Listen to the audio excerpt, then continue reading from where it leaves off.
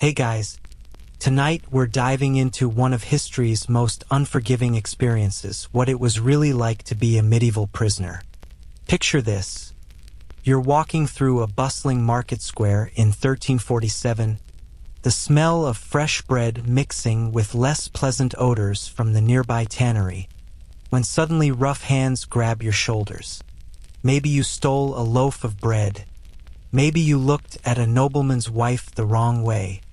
Or maybe someone just needs a scapegoat for the missing church silver. Whatever the reason, your life as you know it is about to end. And spoiler alert, you probably won't survive what comes next. So, before you get comfortable, take a moment to like the video and subscribe, but only if you genuinely enjoy what I do here. And hey, drop a comment letting me know where you're listening from and what time it is in your corner of the world. I love seeing our little nighttime community spread across the globe. Now, dim the lights, maybe turn on a fan for that soft background hum, and let's ease into tonight's journey together. The iron shackles close around your wrists with a finality that echoes through your bones. You've just learned that medieval law enforcement doesn't mess around with Miranda rights or phone calls to lawyers, partly because phones won't be invented for another 600 years, but mostly because the concept of innocent until proven guilty is about as foreign as indoor plumbing. Your captors, likely the local sheriff's men or perhaps guards from the nearest castle, drag you through cobblestone streets while curious onlookers gather to witness your public shame. The weight of the chains surprises you, each link forged with the same care that blacksmiths put into sword-making, designed to restrain warriors in full battle armor. These aren't decorative restraints. They're instruments of control that have held thousands of desperate souls before you. The metal bites deeper into your skin with every stumbling step, the rough edges catching and tearing flesh that will never properly heal in the conditions you're about to endure. You quickly discover that medieval arrest procedures follow a simple philosophy. Assume guilt, apply force, ask questions later. The heavy chains binding your hands aren't just for show-the-re psychological weapons as much as physical restraints. Every clink and rattle announces your shame to the community, marking you as someone who has fallen from grace in a society where reputation determines survival. The sound will haunt your dreams, assuming you live long enough to dream again. Your journey to confinement becomes a twisted parade through the community you once called home. Children throw mud and rotten vegetables while their parents shout accusations that may or may not relate to your actual alleged crime. Medieval society operates on the assumption that authorities don't make mistakes. So if you're being dragged through the streets in chains, you must deserve whatever's coming. The psychological torture begins before you even reach your cell, as former friends and neighbors transform into a hostile mob convinced of your guilt. The cobblestones beneath your feet tell their own story of previous prisoners who've walked this same path. Dark stains that no amount of rain can wash away mark spots where others have fallen, bled, or simply collapsed from exhaustion or terror. Your bare feet, the guards have already claimed your shoes as payment for their services slip on surfaces made treacherous by generations of human misery. Every step becomes a battle against gravity and despair. The legal system you're about to encounter would make modern civil rights attorneys weep into their law books. Medieval justice doesn't rely on evidence in the way we understand it. Instead, it operates on divine intervention, social status, and whoever can shout the loudest. If you're a peasant accused by a nobleman, congratulations, you're already guilty in the eyes of everyone who matters. If you're a woman, your credibility automatically drops by about 70%. And if you're poor, which statistically you almost certainly are, well, poverty itself is often viewed as evidence of moral failing. The hierarchical nature of medieval society means your guilt or innocence matters far less than your position in the social pecking order. A merchant's word carries more weight than 10 peasant testimonies. A knight's accusation can condemn an entire family without any supporting evidence. Your captors explain this reality with the casual indifference of people who've internalized a system so fundamentally unjust that they no longer recognize its cruelty. Your captors explain your situation with the casual indifference of people who've done this countless times before. There won't be a speedy trial, in fact. There might not be a trial at all. Medieval prisons aren't designed for rehabilitation or even punishment in the modern sense. They're holding pens where society stores people it doesn't want to deal with, and whether you emerge alive depends on factors completely outside your control.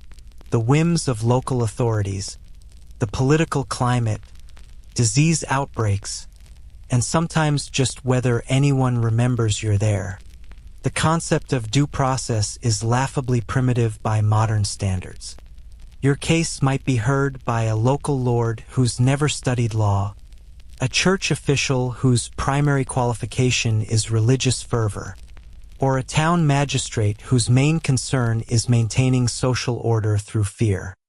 Justice isn't Blinditz drunk, biased, and operating on principles that would be considered barbaric even by the standards of the time if anyone bothered to think about them critically. The concept of bail exists, but it's reserved for the wealthy and well-connected.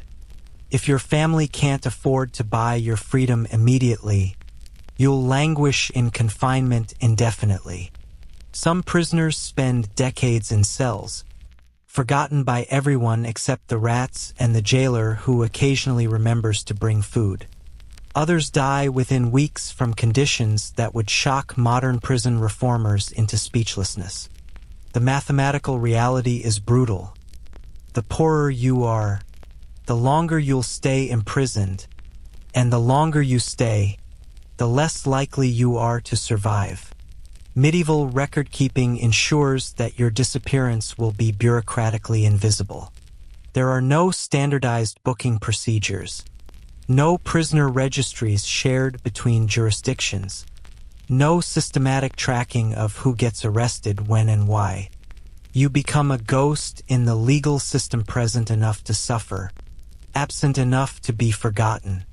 Your name might appear on a scrap of parchment that gets lost, destroyed, or simply ignored as more pressing matters demand attention. As you march toward your fate, you notice the complete absence of legal representation. Defense attorneys don't exist yet, and even if they did, the medieval legal system operates on the principle that God will protect the innocent and punish the guilty through various supernatural means.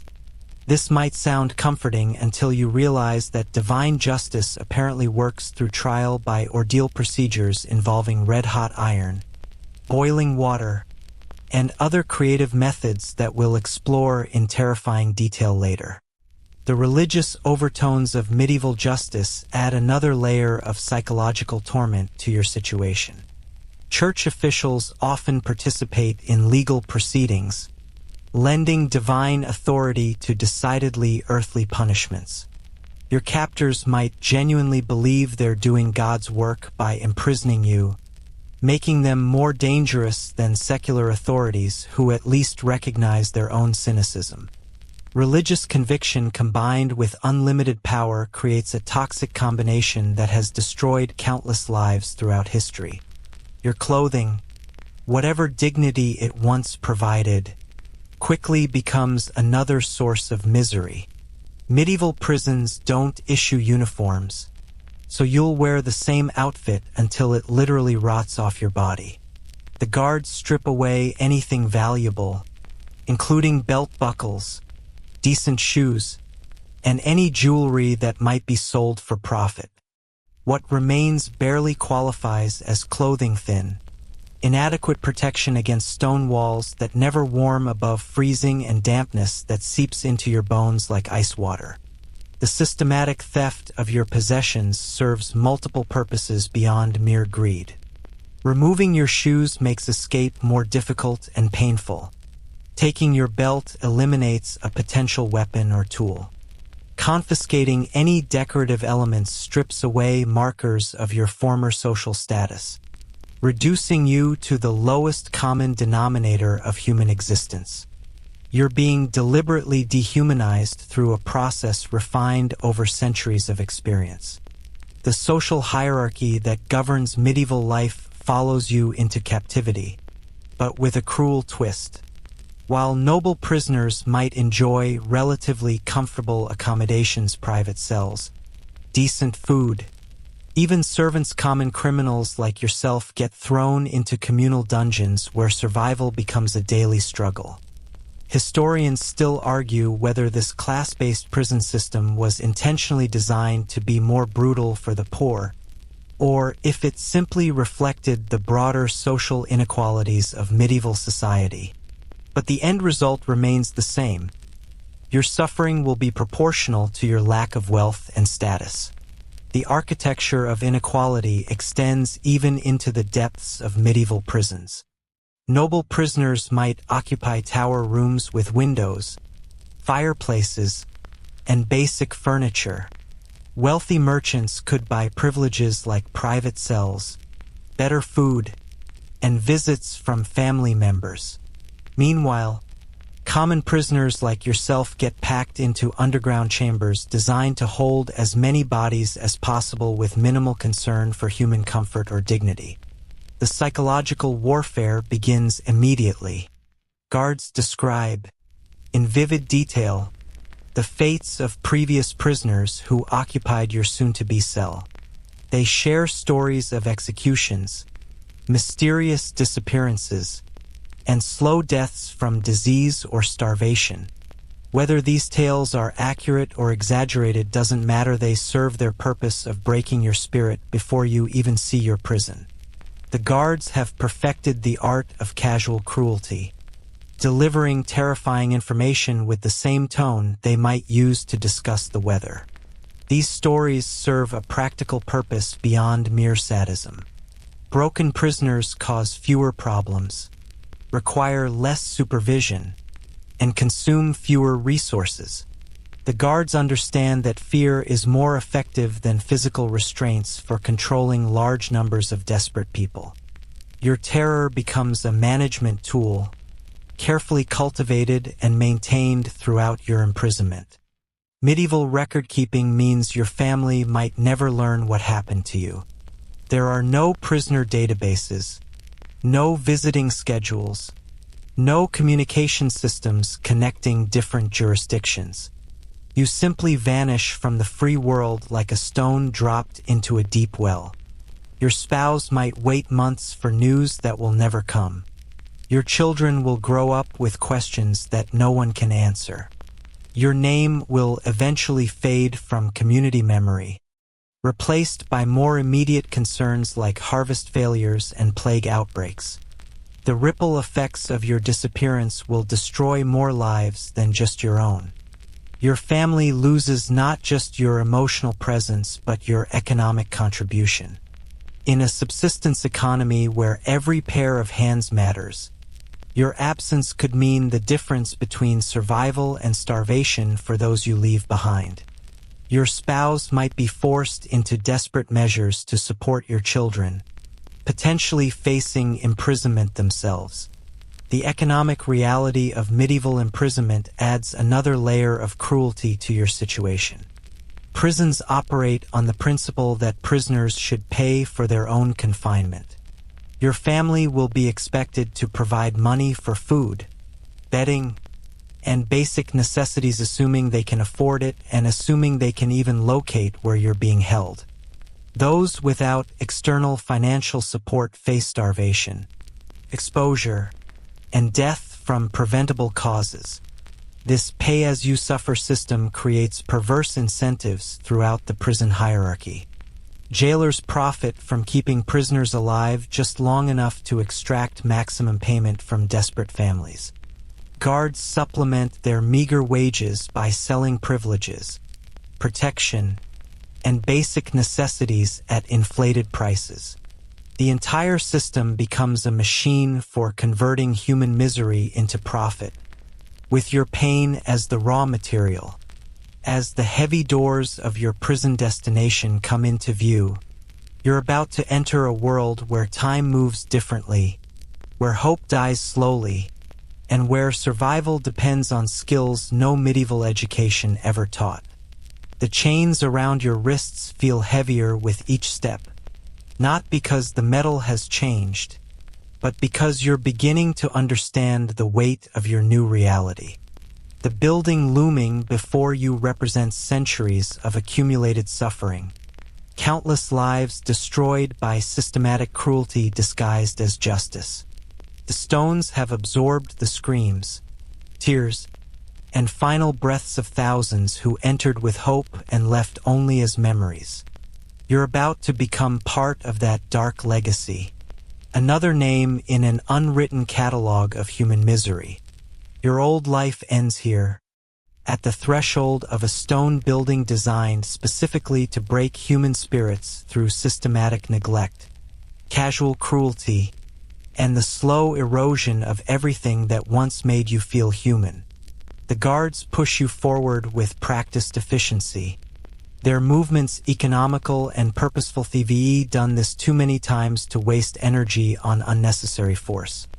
Welcome to medieval imprisonment, where checking out is rarely an option and survival itself becomes an act of defiance against a system designed to forget you exist. The heavy wooden door swings open with a groan that seems to echo from the depths of hell itself, and you take your first step into a nightmare that will reshape every remaining day of your life. The first thing that hits you isn't the sight of your new home, it's the smell.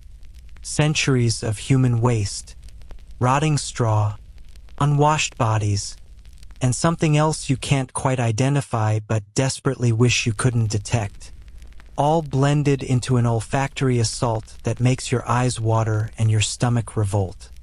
You'll learn to breathe through your mouth, but even that offers limited relief in a place where the air itself seems poisoned by despair. Your descent into the castle's bowels feels like a journey to the underworld, each stone step taking you further from sunlight, fresh air, and any hope of human dignity. The narrow spiral staircase, worn smooth by countless prisoners' feet, forces you to stumble downward in darkness broken only by flickering torches that throw dancing shadows on walls slick with moisture. The temperature drops noticeably with each level, until you're shivering in air that feels permanently frozen, untouched by any warmth that might drift down from the world above. The architecture of medieval dungeons follows a philosophy of maximum misery with minimum expense. These aren't afterthoughts added to castle construction theory integral features, designed with the same careful planning that goes into defensive walls and living quarters. The builders understood psychology as well as engineering, crafting spaces that crush the human spirit through carefully calculated proportions, lighting, and ventilation. Every dimension serves the dual purpose of containment and psychological torture. Your new cell measures roughly 8 feet by 6 feet, assuming you're lucky enough to get individual accommodations. More likely, you'll be shoved into a communal chamber where 20 or 30 prisoners share space designed for maybe half that number. The ceiling hovers just high enough that you can stand upright, barely ensuring that even basic movement becomes cramped and uncomfortable. Medieval architects knew that forcing people into unnatural postures creates constant physical stress that compounds psychological trauma. The walls tell stories no historian will ever record. Scratches mark the passing days of prisoners who maintained hope long enough to track time before despair consumed them. Crude drawings depict scenes from the outside world: horses, trees, human faces created by desperate souls trying to remember what life looked like beyond stone barriers. Religious symbols carved with fingernails worn to bloody stumps reveal the prayers of people who believed divine intervention might still be possible. Some markings are more disturbing than others. Tallies that stop abruptly mid-count suggest prisoners who died before completing their grim calendars. Messages in languages you can't read hint at the international nature of medieval justice criminals, political prisoners, and unfortunates from across Europe, all ending up in the same stone boxes. One particularly haunting inscription, barely legible in the dim torchlight, simply reads, "Mother, I tried to come home." The floor consists of packed earth covered with straw that was probably fresh sometime during the previous century. This bedding, such as it is, serves multiple functions: insulation from the cold stone, absorption for various bodily fluids, and habitat for an ecosystem of insects, rats, and other creatures you'd rather not contemplate too closely. The straw rustles constantly with movement that isn't caused by human inhabitants, creating a soundtrack of tiny scratchings and squeakings that will prevent peaceful sleep for months to come. Your jailer, a man whose job description apparently includes professional sadist, takes obvious pleasure in explaining the rules of your new existence. There aren't many regulations, but the few that exist are enforced with creative brutality. Silence during designated hours, which seem to change based on his mood, excessive movement that might disturb his meals, and any behavior that could be interpreted as planning escape, all result in punishment that makes your current misery seem pleasant by comparison. The jailer's quarters, visible through a grated window in the heavy wooden door, provide a stark contrast to your accommodations. He enjoys a fireplace, adequate furniture, decent food, and most importantly, the key to your cage. His power over your existence is absolute, limited only by his imagination and the requirement that he keep you alive enough to serve whatever purpose your captors have in mind. He views prisoners not as humans but as livestock requiring minimal care to maintain basic functionality.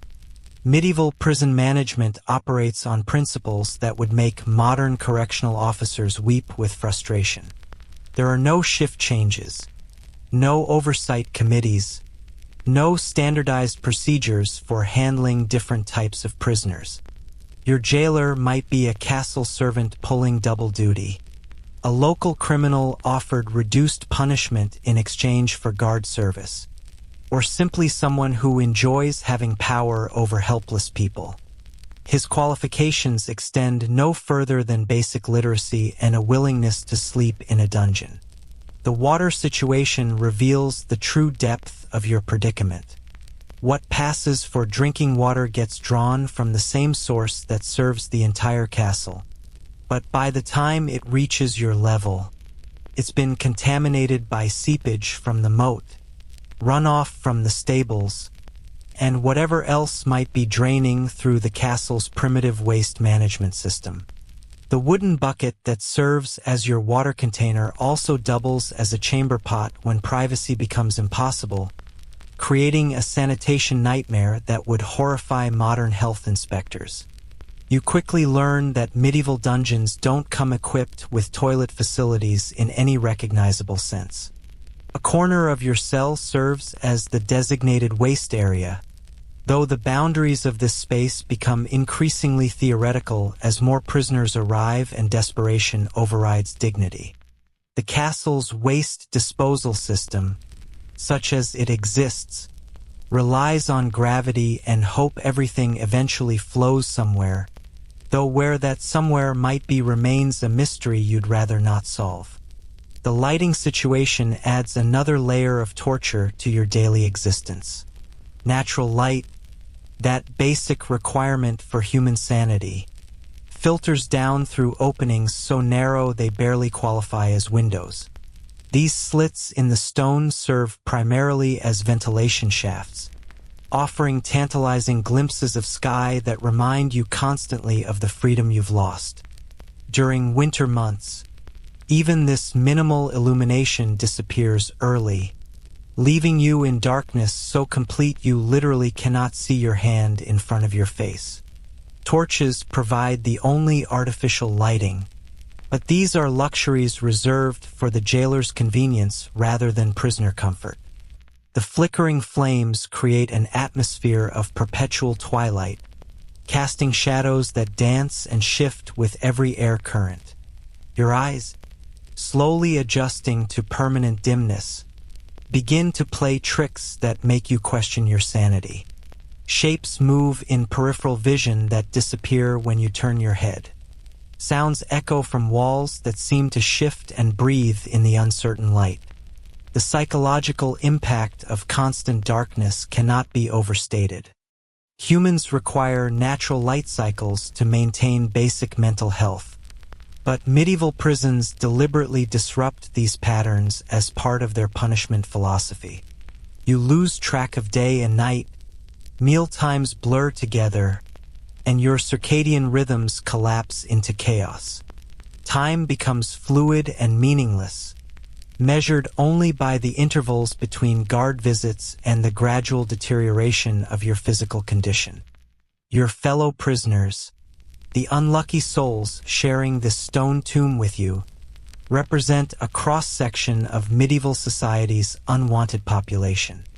Political dissidents who challenged the wrong noblemen, common criminals caught stealing food for starving families, religious heretics whose beliefs conflicted with orthodox doctrine, debtors unable to repay loans that accumulated interest faster than they could work, and the genuinely insane whose families couldn't afford private care all crowd together in enforced intimacy that breeds both solidarity and conflict. The social dynamics of shared imprisonment create unexpected alliances and bitter enemies. A former knight stripped of lands for betraying his feudal oath might find himself protecting a peasant accused of poaching, simply because mutual survival trumps social hierarchy in conditions this extreme. Conversely, desperate people fight over scraps of moldy bread with violence that would shock observers who've never experienced true hunger. Historians still argue whether medieval dungeons were intentionally designed to be so brutal, or if the conditions simply reflected the general harshness of life during that era. The answer probably lies somewhere between deliberate cruelty and casual indifference. Authorities certainly didn't lose sleep worrying about prisoner welfare, but they also had limited resources to waste on elaborate torture facilities. The result was a system of benign neglect that achieved maximum suffering through minimum effort. The communication system between your cell and the outside world consists entirely of whatever your jailer chooses to share, which isn't much. News from beyond the castle walls arrives sporadically and heavily filtered through his limited understanding and shorter attention span. Wars might end. Plagues might devastate the countryside. Kings might die and be replaced. But you'll learn about these world-changing events only if they directly impact your jailer's daily routine. Your family's attempts to locate and contact you face obstacles that would challenge modern detectives equipped with advanced technology and legal authority. Medieval communication networks rely on personal relationships, local knowledge, and pure luck. A message sent to the wrong castle might never be forwarded. Guards might accept bribes to deliver letters that they subsequently lose, forget, or sell to other prisoners' families. The postal system, such as it exists, operates on principles that make successful communication roughly equivalent to winning a medieval lottery. The economic reality of your imprisonment becomes clear as you watch other prisoners receive care packages from relatives who can afford to maintain contact. Fresh bread, warm clothing, medicine for illnesses, and even small luxuries like ale or cheese arrive for those whose families possess both resources and determination. Meanwhile, prisoners without external support slowly waste away on whatever scraps the jailer provides when he remembers to feed anyone at all. The castle's food distribution system reveals the cruel mathematics of medieval prison management. Feeding prisoners costs money that authorities would rather spend on weapons, fortifications, or personal luxuries. Your daily ration, when it arrives, consists of whatever can be obtained cheaply and stored without spoiling. Stale bread that's often more mold than grain, thin gruel made from scraps deemed unfit for animals, and occasionally chunks of meat so far past its prime that even medieval standards of food safety would question its consumption. The seasonal cycle affects your underground world in ways that surface dwellers never experience. Winter brings bone-deep cold that no amount of shared body heat can dispel, turning every breath into visible vapor and making sleep nearly impossible as you shiver uncontrollably against stone walls that seem to actively drain warmth from your body. Summer creates different torments as poor ventilation traps stagnant air that grows thick with humidity and the smell of too many unwashed bodies sharing too little space. Your first night in this stone hell stretches endlessly as you lie on rotting straw, listening to the sounds of other prisoners coughing, weeping, praying, or simply breathing with the labored effort of people whose bodies are slowly giving up the fight for survival. Rats scurry across your legs with the casual confidence of creatures who know they belong here more than you do. Somewhere in the darkness, someone whispers prayers in a language you don't recognize, while another prisoner argues with voices only he can hear. The realization settles over you like a suffocating blanket. This isn't temporary. You're not just visiting this nightmare, you've become part of it. Another ghost haunting stone chambers designed to erase human dignity one day at a time. Your former life feels like something that happened to someone else. A story you heard once but can barely remember. The person you were yesterday is already beginning to die, replaced by something harder, more desperate, and infinitely sadder. Welcome to your new reality, where survival isn't about hope or justice or even basic human decency. It's about adapting to conditions that test every assumption you've ever held about what people can endure and still remain recognizably human. Your stomach hasn't stopped growling since yesterday, or was it 3 days ago? Time becomes meaningless when your entire existence revolves around the irregular arrival of what generously passes for food in this stone tomb. The medieval prison diet represents humanity's most creative approach to keeping people alive while simultaneously punishing them for the crime of requiring nourishment. Think of it as culinary torture disguised as basic sustenance, perfected over centuries of systematic neglect. The daily bread delivery, assuming it happens daily, arrives with all the ceremony of feeding livestock. Your jailer appears at irregular intervals carrying a wooden bucket filled with chunks of what was once grain-based sustenance. These loaves, if they can still be called that, have achieved a consistency somewhere between leather and stone, their surfaces decorated with colorful mold patterns that would fascinate botanists if any botanists were foolish enough to study medieval prison cuisine. Breaking off pieces of this bread requires strategy, tools you don't possess, and teeth strong enough to gnaw through material that could probably be used as building mortar. The crust, hardened by age and moisture into something resembling armor plating, protects an interior that's often hollow where insects have carved out elaborate tunnel systems. You learn to tap each piece against the stone wall before eating, listening for the telltale rustling that indicates you're about to consume protein whether you want it or not. The bread's flavor profile changes dramatically based on what the castle kitchen had available when it was originally baked. Sometimes you detect hints of sawdust, literally sawdust, added as a thickening agent during grain shortages. Other batches carry the distinct taste of whatever rotted vegetables were mixed in to extend the dough. The most disturbing variations include flavors you can't identify but suspect might be related to the unusual number of missing cats in the castle courtyard. Medieval bakers weren't particularly squeamish about ingredients when profit margins were at stake. Your water ration arrives in a wooden bucket that has served so many purposes throughout its long career that its original function has become purely theoretical. The liquid inside ranges in color from suspicious brown to alarming green, with occasional floating objects that move independently of the water's motion. Medieval understanding of water purification extends no further than, if it doesn't kill you immediately, it's probably fine, a standard that explains much about medieval life expectancy and why so many people died young from mysterious illnesses that modern medicine would easily identify as water poisoning. Drinking this water requires closing your eyes, holding your breath, and hoping your stomach acid is strong enough to neutralize whatever bacteria, parasites, and mysterious substances have taken up residence in your daily hydration.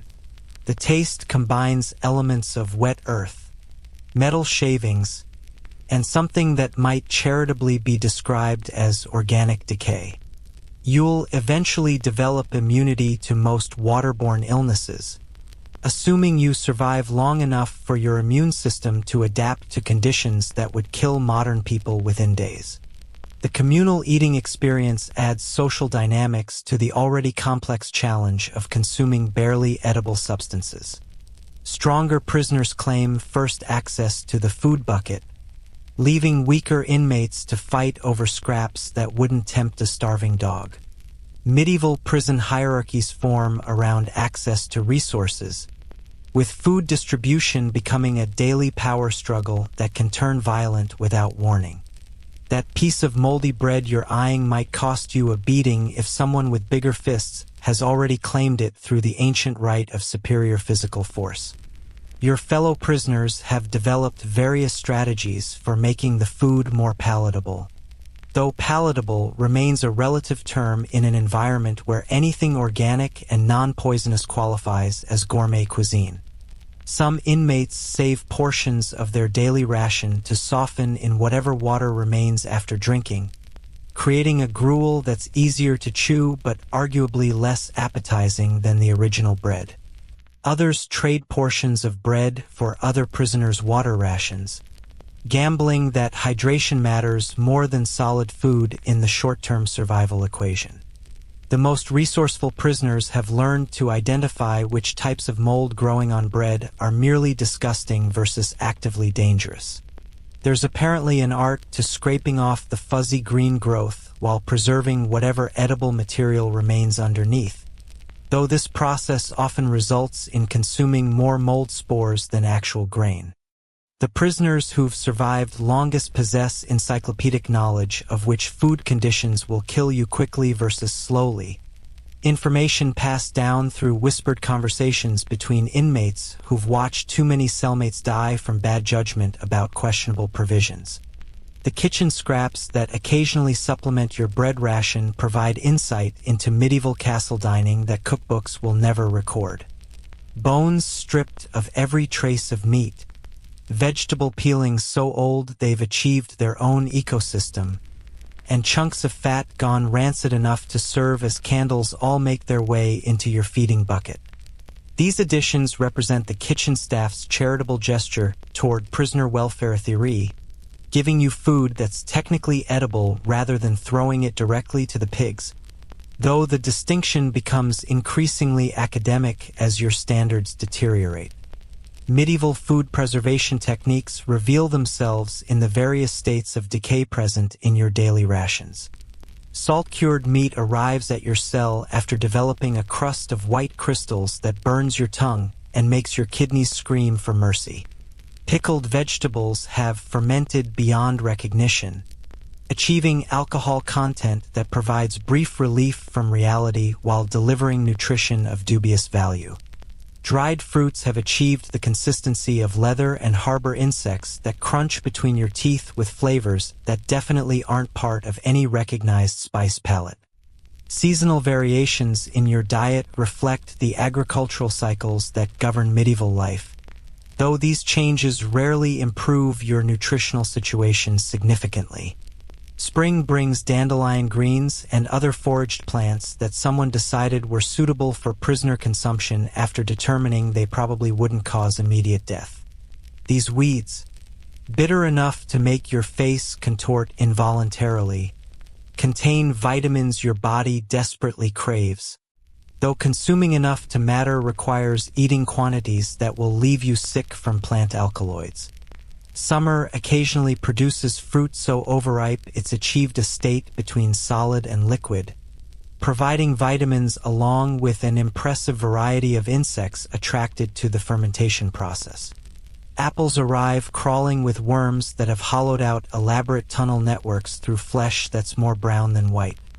Berries come pre-fermented, offering mild intoxication along with whatever nutritional value survives the natural brewing process. You learn to appreciate these small mercies, even when they come with moving parts.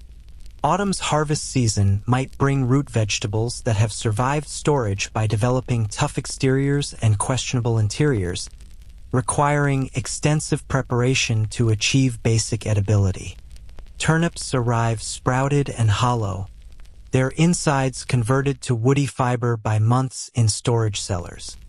Carrots show up so old they bend like rubber, their surfaces covered with soil that might contain more nutrition than the actual vegetable.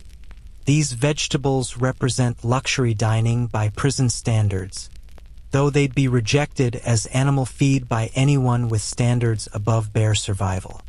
Winter returns you to the bread and water diet, with occasional additions of preserved meat that's been salted to the point where eating it feels like consuming the sea itself. Your body craves salt after months of bland prison fare, but this preserved meat delivers sodium in quantities that make your kidneys weep and your ankles swell with fluid retention. The meat's original species remains a mystery. It could be pork, beef, or something that walked on fewer legs, though the preservation process has rendered such distinctions purely academic. The cooking facilities available to prisoners consist of whatever heat sources you can improvise from available materials. Some cells feature small braziers for warmth, which doubles as primitive cooking equipment when fuel is available, which it rarely is. More commonly, you'll eat everything cold and raw, learning to appreciate the subtle differences between various states of decomposition in your daily bread allocation. Cooking requires fuel that costs money the prison system won't spend, so you adapt to consuming everything at whatever temperature it arrives. The improvised cooking methods prisoners develop showcase human creativity under desperate circumstances.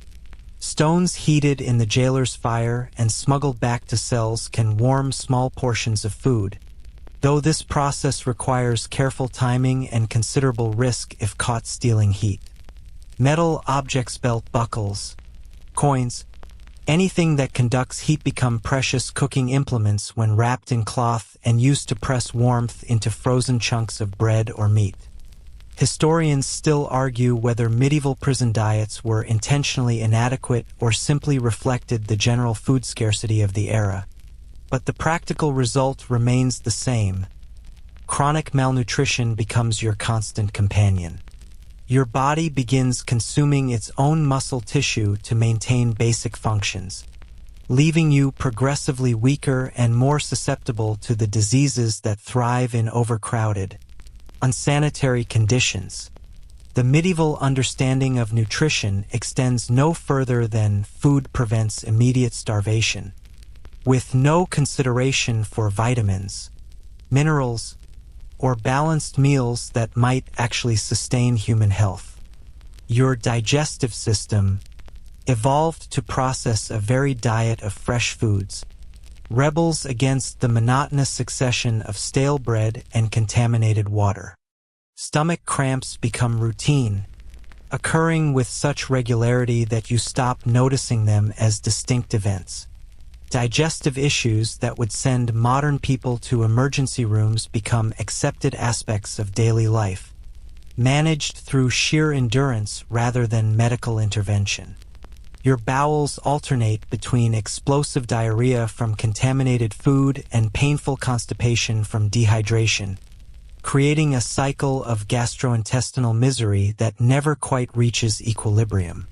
The psychological impact of constant hunger affects your mental state in ways that extend far beyond physical discomfort. Food becomes an obsession, dominating your thoughts during every waking moment and invading your dreams with vivid fantasies of meals you can barely remember eating in your previous life. You find yourself remembering the taste of fresh apples, warm meat pies, and cold ale with the intensity that others reserve for lost loves or deceased family members. These food memories become more real than your current reality, providing temporary escape from the grinding misery of perpetual hunger. The social rituals around food distribution reveal the complex dynamics of prison life that sociologists would study if any sociologists were brave enough to spend time in medieval dungeons. Sharing becomes both an act of humanity and a survival strategy. The prisoner who hoards food might eat better today but faces isolation and potential violence tomorrow. Conversely, excessive generosity can mark you as weak, inviting exploitation from inmates who view kindness as a character flaw to be leveraged for personal advantage. The economics of prison food create perverse incentives throughout the system. Jailers supplement their income by selling better food to prisoners whose families can afford it, while simultaneously reducing rations for inmates without external support. Kitchen staff steal portions of prisoner food to feed their own families, viewing this theft as justified compensation for their thankless work in hellish conditions. The entire system operates on the assumption that prisoner welfare matters less than everyone else's profit margins. Your body's adaptation to starvation follows patterns documented by modern science but experienced as daily horror by medieval prisoners. Initial weight loss gives way to muscle wasting as your metabolism slows to conserve energy. Your hair begins falling out, your fingernails become brittle and cracked, and your skin takes on the grayish pallor that marks chronic malnutrition. These physical changes happen gradually enough that you barely notice them until you catch your reflection in a puddle of standing water and realize you're looking at a stranger whose appearance suggests advanced illness or premature aging. The vitamin deficiencies inherent in a bread and water diet manifest in symptoms that medieval medicine attributes to supernatural causes rather than nutritional deficits. Scurvy, caused by lack of vitamin C, creates bleeding gums, loose teeth, and wounds that refuse to heal, conditions that prison authorities interpret as evidence of divine punishment rather than preventable medical issues. Night blindness from vitamin A deficiency leaves you stumbling through already dark spaces, while various B vitamin shortages cause neurological symptoms that might be mistaken for madness or demonic possession. The feast days and religious celebrations that bring improved meals to the castle's inhabitants sometimes trickle down to prisoner level, though these improvements remain strictly relative. Christmas might bring actual meat, admittedly meat of questionable origin and dubious freshness, while Easter could produce eggs that are merely weeks old rather than months past their prime. These rare treats become events worthy of celebration, providing psychological relief that's often more valuable than their minimal nutritional contribution to your deteriorating physical condition. Trade networks within the prison economy revolve entirely around food acquisition and distribution. Prisoners with outside support use surplus provisions to buy protection, information, or favors from inmates whose families can't afford regular packages. A fresh apple becomes currency more valuable than silver coins, while a chunk of cheese commands respect normally reserved for weapons or tools. The most successful prisoners become food brokers, accumulating and redistributing resources in ways that maximize their own survival while maintaining enough goodwill to avoid violent retaliation. The preservation methods used for your food supply showcase medieval technology at its most primitive level. Salt, the primary preservative available, gets applied in quantities that render food almost inedible while extending its storage life indefinitely. Smoking, when available, imparts flavors ranging from pleasant to toxic depending on what materials are burned in the preservation process. Fermentation, whether intentional or accidental, creates alcoholic content in unexpected foods, sometimes the only bright spot in an otherwise grim nutritional landscape that offers more challenges than sustenance. Your relationship with the rats, mice, and other creatures sharing your living space becomes complicated by the food scarcity situation. These animals compete for the same inadequate resources, but they also represent potential protein sources for prisoners desperate enough to contemplate expanding their dietary horizons. Medieval attitudes toward eating rodents during extreme circumstances are surprisingly pragmatic. Survival trumps squeamishness when starvation becomes the alternative, and rat meat, properly prepared, contains more nutrition than most of what passes for food in your daily rations. The kitchen staff responsible for preparing prisoner food occupies the lowest rung of the castle's employment hierarchy, which explains much about both food quality and preparation standards.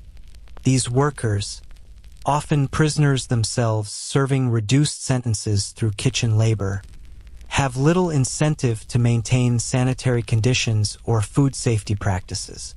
Their primary goal involves avoiding punishment for failing to feed prisoners, with actual nutrition remaining a secondary consideration at best. The result is food prepared with the same care and attention typically reserved for cleaning chamber pots. The seasonal timing of food deliveries adds another layer of unpredictability to your nutritional situation. Spring planting season means reduced rations as stored grain runs low before new crops mature. Summer harvest might bring temporary abundance, though prisoners receive only the portions deemed unfit for anyone else's consumption. Autumn preserving season produces an influx of experimentally processed foods that may or may not be edible, while winter rationing reduces everyone to subsistence levels that test the absolute limits of human endurance. The water quality varies seasonally as well, though never in directions that improve your health prospects. Spring snowmelt carries runoff from castle courtyards where horses, pigs, and humans have deposited organic matter throughout the winter months. Summer heat concentrates whatever bacterial content your water supply contains, while autumn brings leaves and debris that ferment in storage containers. Winter freezing kills some harmful organisms while concentrating others, creating a revolving calendar of different ways for your drinking water to poison you. Remember that moldy bread we talked about earlier?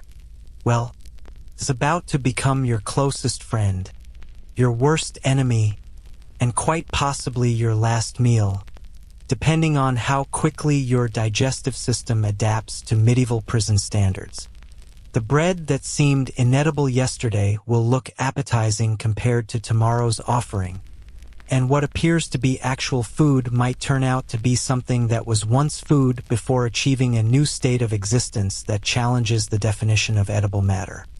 Welcome to dining in hell, where every bite is a gamble and every meal might be your last, though given what you're eating, that might actually be a mercy that spares you from discovering just how creative medieval food poisoning can become when given sufficient time and inadequate medical attention.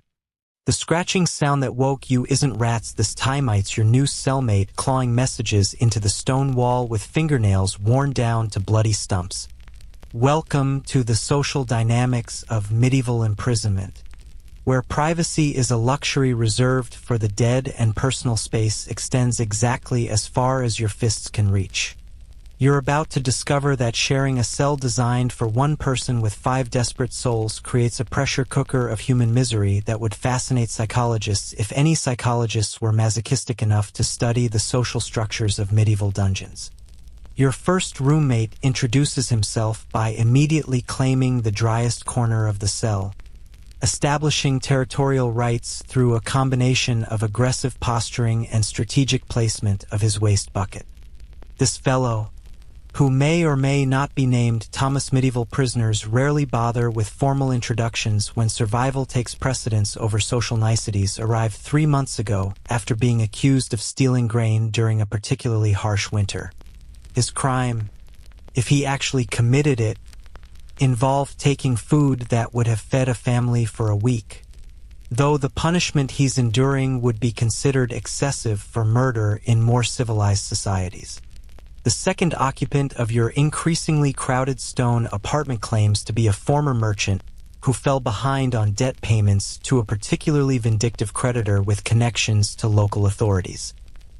His soft hands and educated speech suggest he's telling the truth about his background, though his current appearance, hollow cheeks, tattered clothing, and the 1,000-yard stare of someone who's watched too many people die in small spaces makes it hard to imagine him haggling over silk prices in bustling marketplaces. Medieval debtors' prisons don't distinguish between inability to pay and unwillingness to pay, so his financial misfortune becomes everyone else's problem in this cramped environment. Your third companion presents a more troubling case study in medieval justice. She's been imprisoned for witchcraft, though the specific allegations change depending on who's telling the story and how much ale they've consumed. Sometimes she's accused of cursing a neighbor's cow to stop giving milk. Other versions involve love potions that supposedly drove a blacksmith's son to distraction over a miller's daughter. The most creative accusation suggests she caused a priest to sneeze during Mass, thereby inviting demonic influence into sacred proceedings. Her actual crime appears to be existing as a woman without male protection in a society that views independent females as inherently suspicious. The witch, whose name might be Eleanor though she answers to almost anything, brings unique challenges to your shared living situation. Other prisoners alternate between treating her with superstitious reverence and outright hostility, depending on whether they want her supposed magical powers working for them or against them. She's learned to play into these beliefs when it serves her survival interests, offering to curse enemies or bless food rations in exchange for protection from the larger male inmates who view her as entertainment rather than fellow human being. Medieval attitudes toward women in prison would horrify modern observers who understand concepts like equal treatment and protection from sexual violence. Eleanor faces daily harassment that ranges from crude comments to physical assault, with prison authorities viewing such treatment as inevitable rather than preventable. Her survival strategy involves aligning herself with the most dangerous prisoners in exchange for protection, creating alliances that shift constantly as power dynamics change and new inmates arrive with different ideas about social hierarchies. Historians still argue whether medieval prisons were intentionally designed to maximize interpersonal conflict, or if the social chaos simply resulted from overcrowding desperate people in inadequate spaces. But the practical effect remains the same. Your cellmates become simultaneously your greatest threat and your only hope for survival. The prisoner who shares his bread with you today might steal your water ration tomorrow if his situation becomes desperate enough, while the inmate who threatens you this morning could become your ally by evening if external circumstances change. Your fourth roommate, a boy who might be 14 years old though malnutrition makes age assessment difficult, was imprisoned for the crime of being an orphan during a period when local authorities decided that homeless children represented potential criminal threats. His trial consisted of a brief hearing where his lack of family connections was deemed evidence of moral deficiency requiring corrective confinement. He's been in the cell for 6 months, long enough to develop survival skills that would impress adult criminals while retaining just enough innocence to make your heart break every time he asks when his parents are coming to take him home. The boy, who responds to Little John, though that's probably not his real name, serves as the cell's unofficial messenger and spy network coordinator. His small size allows him to squeeze through gaps in the stonework that adults can't navigate, providing access to information about conditions in other parts of the prison. He trades gossip, rumors, and actual intelligence between different prisoner groups, creating a communication system that operates independently of official prison management. His value as an information broker provides protection from inmates who might otherwise view him as easy prey. The social stratification within your cell reflects the broader hierarchies of medieval society, but with cruel inversions that mock traditional class structures. The former merchant, despite his education and previous wealth, occupies the lowest position in your group's pecking order because his soft lifestyle left him unprepared for the violence that governs prison interactions. Meanwhile, Thomas the grain thief commands respect through demonstrated willingness to fight dirty when resources become scarce, establishing dominance through methods that would be considered assault in any civilized context. The sleeping arrangements in your overcrowded cell require diplomatic skills that would challenge professional negotiators.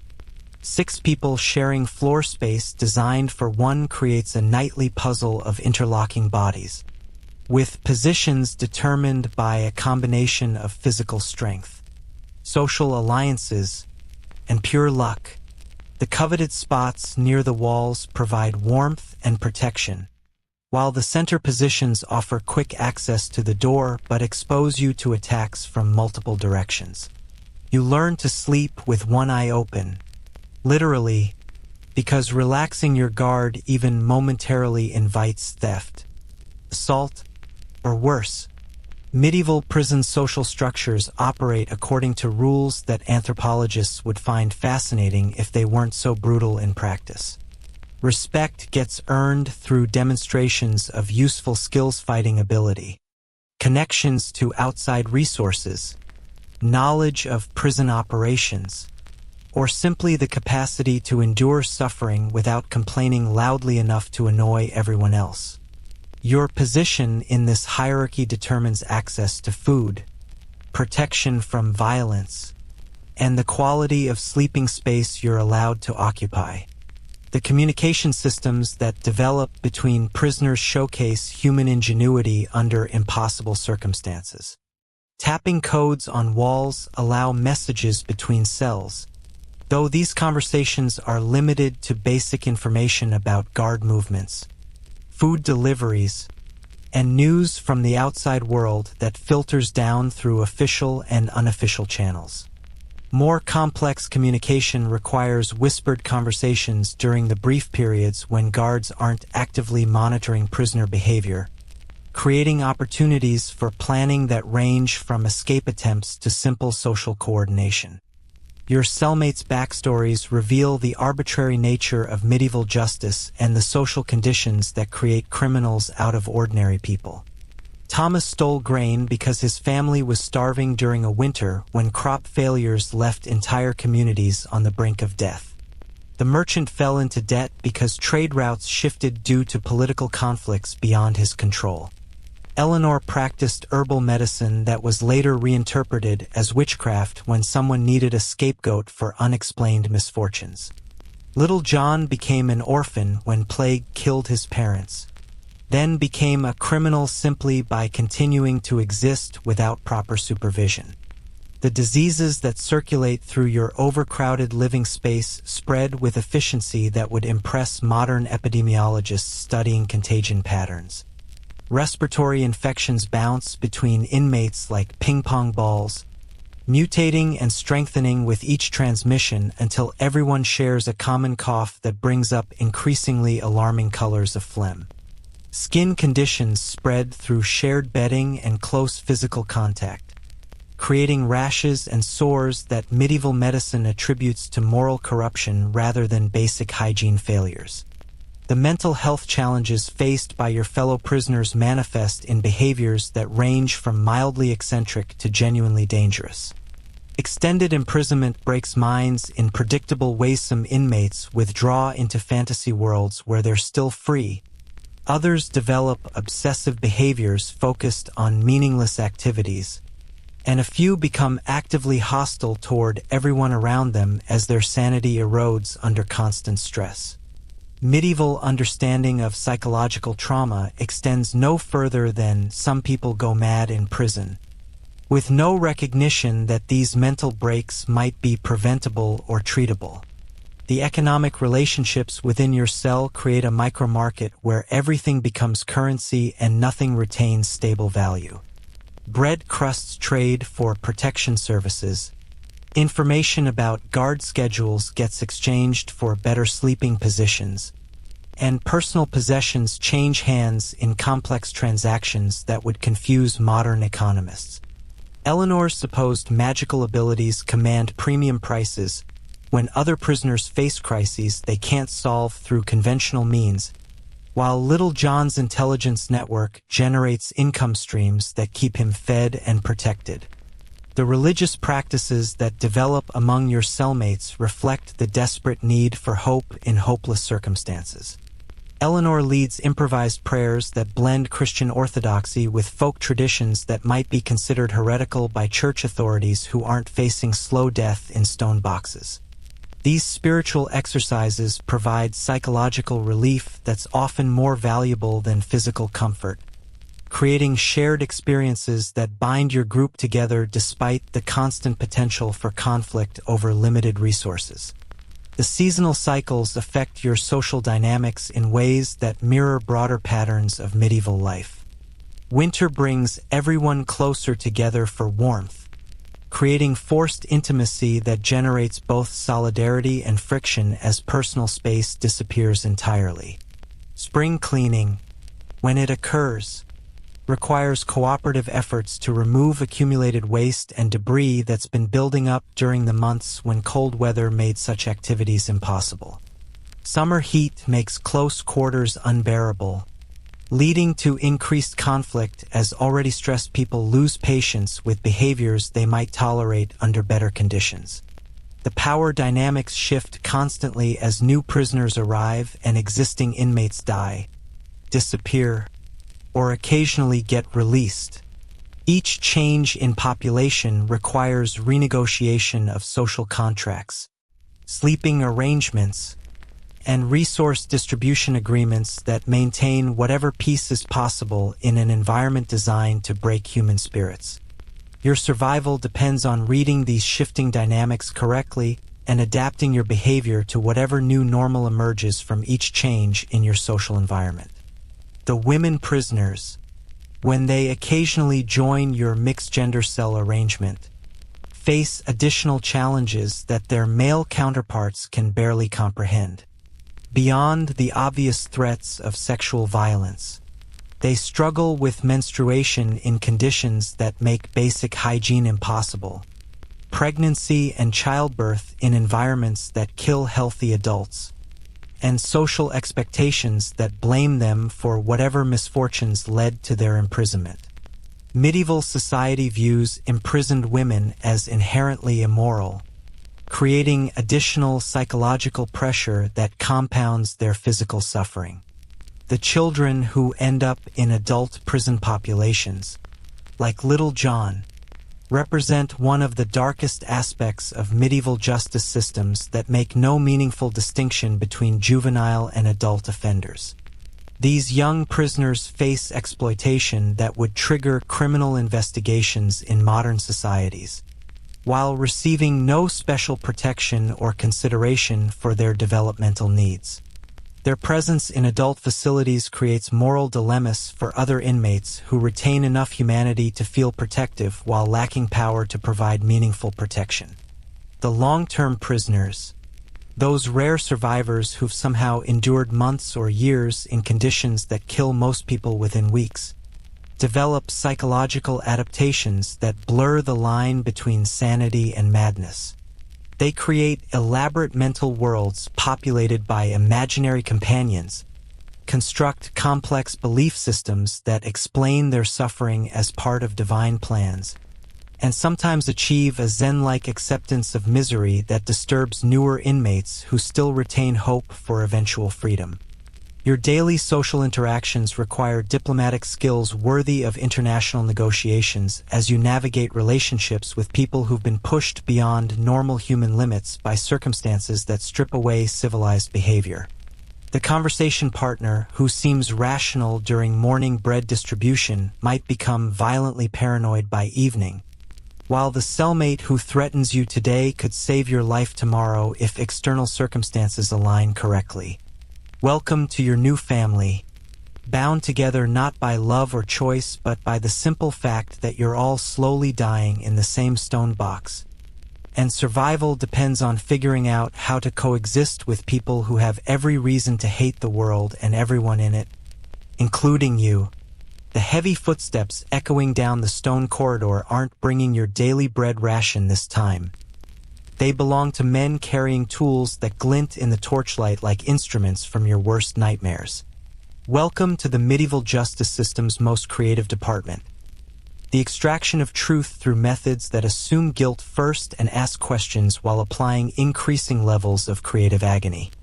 You're about to discover that medieval authorities have developed confession techniques that would make modern interrogators weep with a mixture of horror and professional admiration for their thorough commitment to the craft of systematic torture.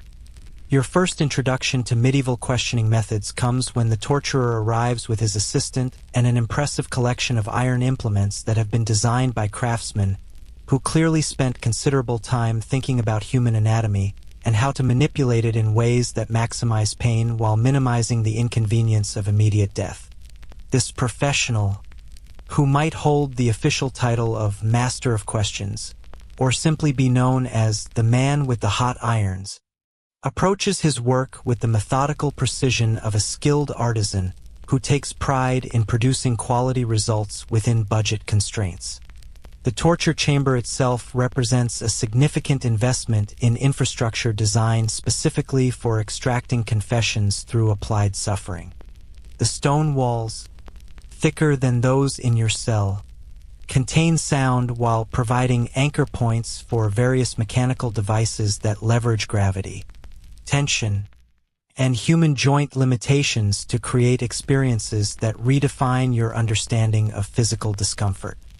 Medieval architects understood that effective interrogation requires proper acoustics, drainage, and accessibility for both operators and cleanup crews who maintain equipment between sessions. The rack, probably the most famous medieval torture device, demonstrates engineering principles that would impress modern mechanical engineers if they could overlook its intended application. This deceptively simple machine uses rope, pulleys, and wooden frames to gradually stretch human bodies beyond their design specifications, creating joint separation and muscle damage that intensifies progressively until subjects decide that confessing to whatever crimes authorities suggest seems preferable to continued anatomical experimentation. The psychological impact often exceeds the physical damage, as victims contemplate the methodical destruction of their bodies while retaining enough consciousness to fully experience every increment of increasing agony. Your interrogator explains the procedure with the casual professionalism of someone who's perfected his craft through extensive practice on subjects who rarely survive to provide performance reviews. He details how the rack operates through measured increments, allowing him to calibrate the experience based on your apparent pain tolerance and the specific information his employers want to extract. Medieval torture operates on the assumption that everyone knows something worth confessing, So the question isn't whether you're guilty, but rather how much discomfort is required to help you remember what you've obviously forgotten. The Strappado, another popular confession aid, showcases medieval understanding of shoulder mechanics and their limitations when subjected to forces that exceed normal operational parameters. This technique involves binding your arms behind your back and hoisting you by rope until your full body weight dangles from joints that weren't designed for such applications. The resulting dislocation and muscle damage create pain levels that convince most subjects to confess to crimes they've never heard of rather than endure further demonstration of gravity's effects on human anatomy. Medieval interrogation techniques reflect a sophisticated understanding of psychology combined with primitive knowledge of human physiology, creating methods that maximize mental trauma while maintaining just enough medical awareness to keep subjects conscious throughout extended questioning sessions. The torturer's skill lies not in causing maximum damage quickly, but in sustaining moderate damage over extended periods that allow for conversation, confession, and creative storytelling about whatever crimes authorities need to solve. The thumbscrew demonstrates medieval mechanical engineering applied to the specific problem of extracting information through targeted pressure application. This compact device uses threaded rods and metal plates to gradually compress digits until the pain becomes unbearable, creating confessions that satisfy legal requirements while requiring minimal equipment maintenance and storage space. The beauty of thumbscrews lies in their portability and ease of use. Even amateur interrogators can achieve professional results with minimal training and supervision. Your torturer maintains detailed records of each session, documenting confessions, resistance levels, and equipment performance in ledgers that serve both legal and operational purposes. Medieval justice systems require written confessions to justify punishments, while torture practitioners need data to refine their techniques and identify the most cost-effective approaches for different types of subjects.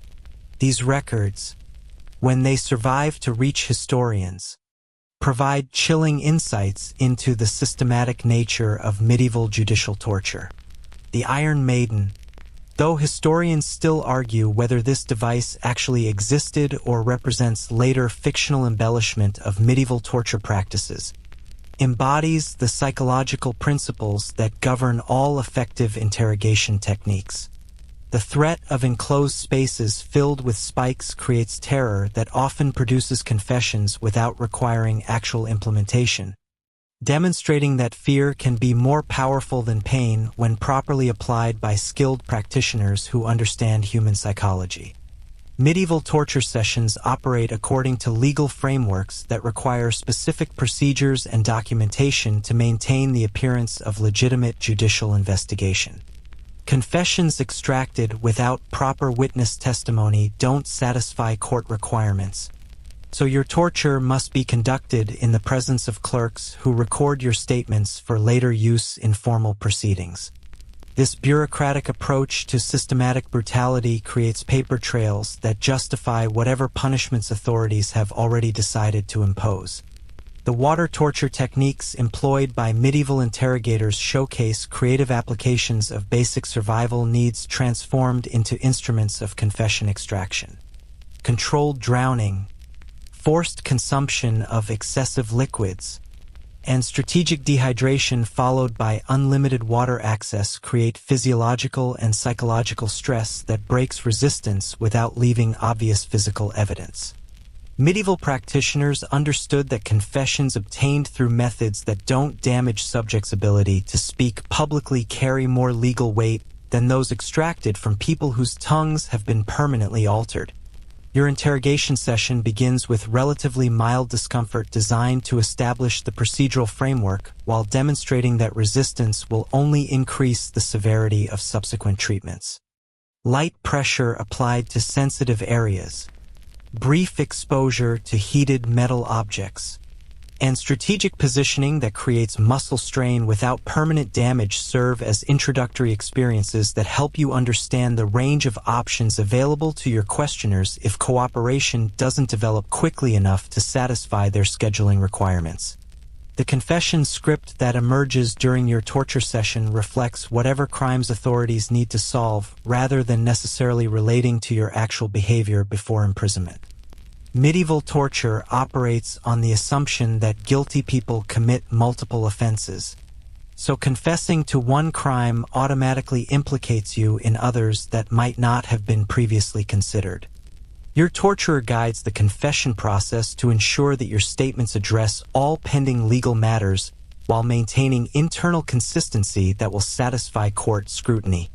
The psychological techniques employed alongside physical torture demonstrate sophisticated understanding of human mental processes and their manipulation through applied stress. Sleep deprivation, sensory overload, isolation followed by overwhelming social contact, and strategic misinformation about family members' welfare create mental conditions that make confession seem like the only rational response to circumstances that have become unbearable through careful orchestration. Medieval medical knowledge, limited though it is, informs torture practices that balance damage infliction with subject preservation long enough to complete legal proceedings. Practitioners understand which injuries heal quickly, which cause permanent disability, and which risk immediate death that would terminate interrogations before achieving their objectives. This medical awareness enables sustained torture sessions that might continue for days or weeks depending on the subject's resistance and the complexity of crimes requiring confession.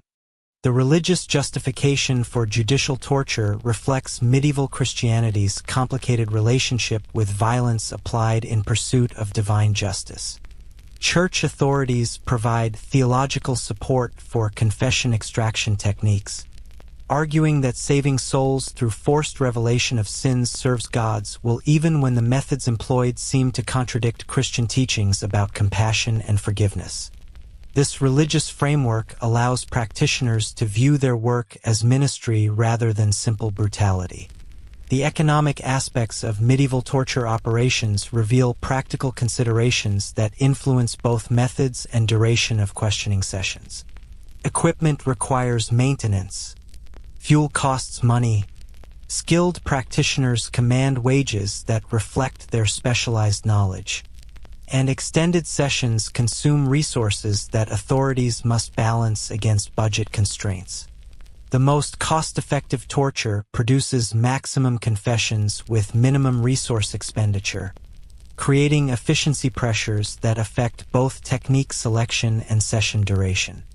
The social status implications of different torture methods reflect medieval hierarchical thinking applied to judicial punishment.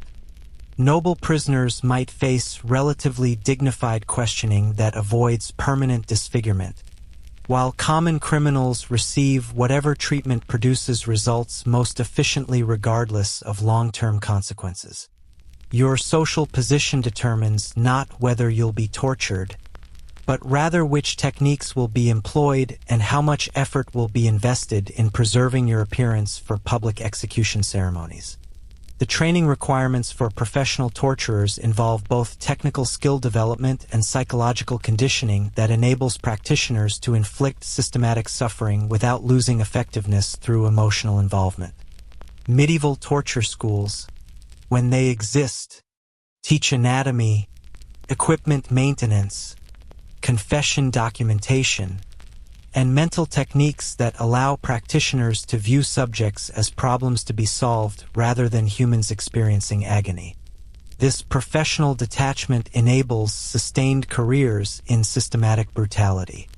The political dimensions of torture confessions extend far beyond individual criminal cases to encompass broader social control through public demonstrations of authority power and the consequences of resistance.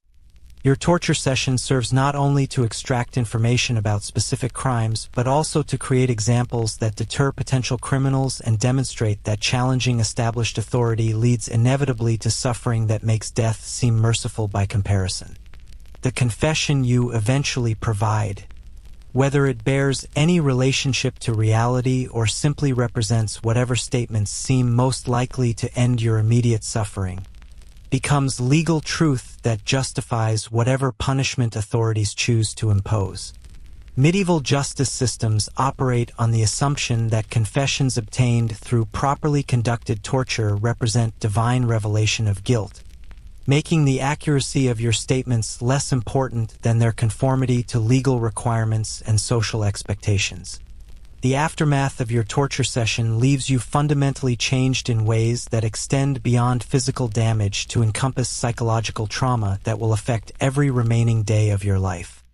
Medieval torture doesn't just extract confessions, it destroys the human capacity for trust, hope, and basic emotional stability, creating broken people who serve as living warnings about the consequences of challenging authority or simply being unlucky enough to require scapegoats for unexplained crimes. Welcome to medieval justice, where truth is whatever authorities need it to be. Confessions are extracted through applied agony, and your pain becomes evidence of a legal system that functions exactly as designed to maintain social order through systematic brutality disguised as divine judgment.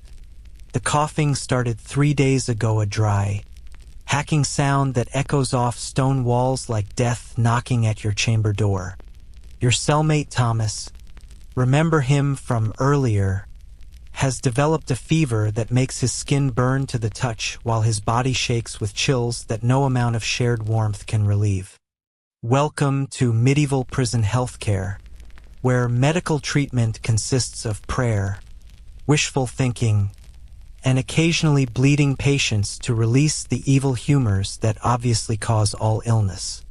You're about to discover that surviving medieval imprisonment isn't just about avoiding execution, it's about outlasting an impressive variety of diseases that view overcrowded, unsanitary prisons as all-you-can-eat buffets for microscopic predators. The medical knowledge available to treat your increasingly sick cellmate extends roughly to the level of maybe if we pray harder, God will intervene, with occasional forays into folk remedies that might accidentally help or could just as easily finish off patients who weren't quite dead yet. Medieval physicians, when they exist and can be afforded, operate according to theories that would make modern medical students weep with frustration. They believe illness results from imbalances in bodily humors, blood, phlegm, yellow bile, and black bile that must be corrected through treatments that often prove more dangerous than the original diseases. Your prison's medical facilities consist of whatever herbs the jailer's wife might have growing in her kitchen garden, assuming she has a garden and feels charitable toward prisoners who are probably going to die anyway.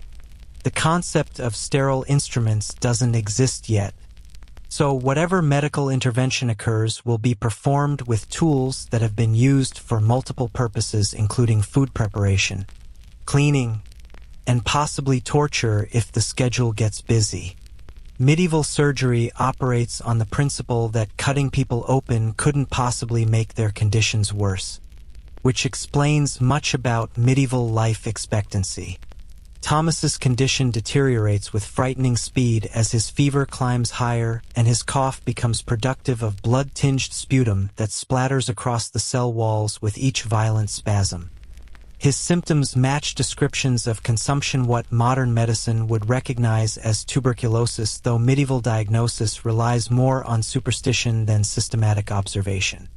The disease spreads through airborne droplets that Thomas helpfully distributes throughout your shared living space every time he coughs, breathes, or simply exists in proximity to other potential victims. The crowded conditions in your cell create perfect breeding grounds for diseases that thrive on close human contact, poor ventilation, and the complete absence of basic hygiene practices. Medieval understanding of contagion extends no further than sometimes sick people make other people sick. With no grasp of bacterial transmission, viral infection, or the role that contaminated surfaces play in spreading illness throughout confined populations. Your stone walls, never cleaned since construction, harbor bacterial colonies that have been accumulating for decades. Your daily water ration, already questionable when you're healthy, becomes potentially lethal when illness compromises your immune system's ability to fight off the various microorganisms that call contaminated prison water home. Medieval water treatment consists of hoping that whatever's floating in your bucket won't kill you immediately, though delayed death from waterborne illness remains a distinct possibility that authorities factor into their prisoner management calculations as natural population control. Eleanor, the accused, which sharing your accommodations, attempts to treat Thomas using herbal remedies passed down through generations of women who practiced folk medicine before it became illegal witchcraft.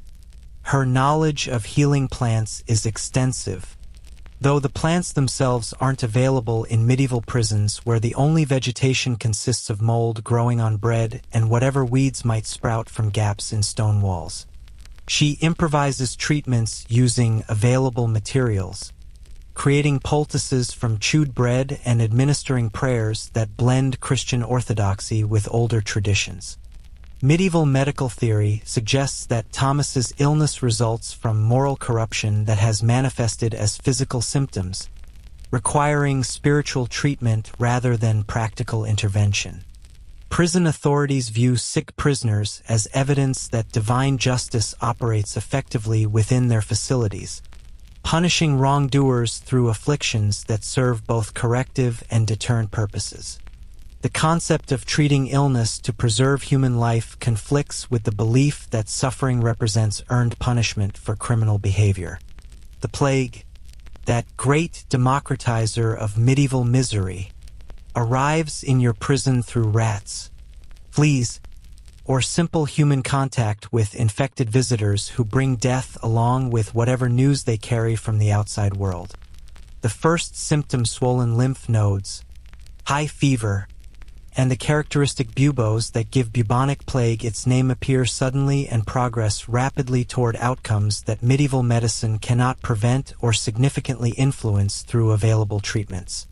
Your immune system, already compromised by malnutrition, stress, and constant exposure to various pathogens in your unsanitary environment, offers minimal resistance to diseases that would challenge even healthy individuals living in better conditions. Medieval prisoners die from illnesses that proper nutrition and basic hygiene could prevent, but such luxuries remain unavailable to people whose survival depends on charity from authorities who view prisoner welfare as unnecessary expense. The dysentery that periodically sweeps through prison populations turns your cell into a biological disaster zone where human waste becomes impossible to contain or properly dispose of through facilities that were never designed for such emergencies. Medieval understanding of sanitation doesn't recognize the connection between contaminated waste and disease transmission, so cleanup efforts focus on reducing odors rather than eliminating health hazards that continue spreading illness long after obvious symptoms disappear.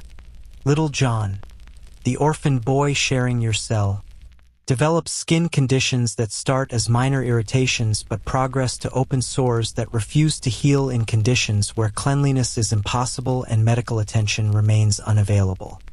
Medieval dermatology attributes skin problems to internal corruption that must be purged through bloodletting, starvation, or prayer rather than treating symptoms through methods that might actually help patients recover from treatable conditions.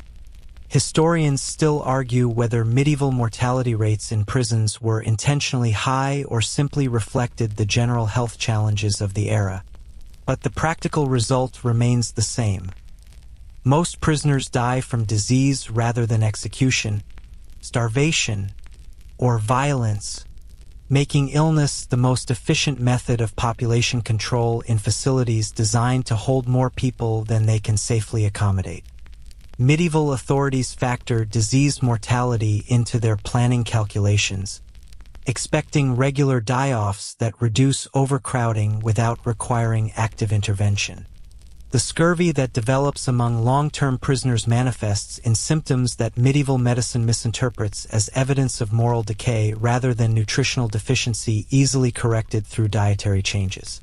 Bleeding gums, loose teeth, poor wound healing, and general weakness progress until victims become too sick to care for themselves, creating additional burdens on cellmates who lack resources to provide meaningful assistance to people whose conditions will deteriorate regardless of available care.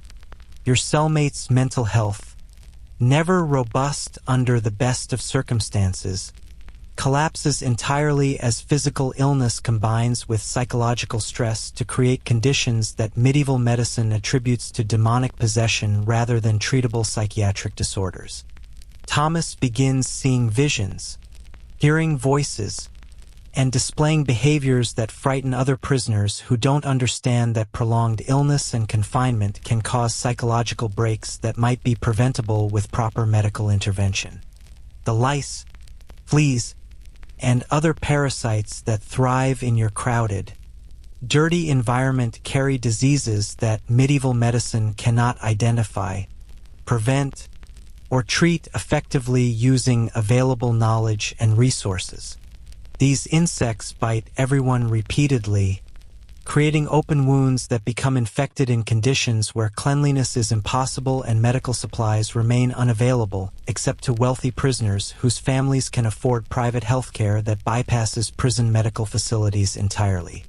Medieval dental care for prisoners consists of hoping that tooth problems resolve themselves through prayer or natural healing processes that rarely occur in malnourished people living under constant stress.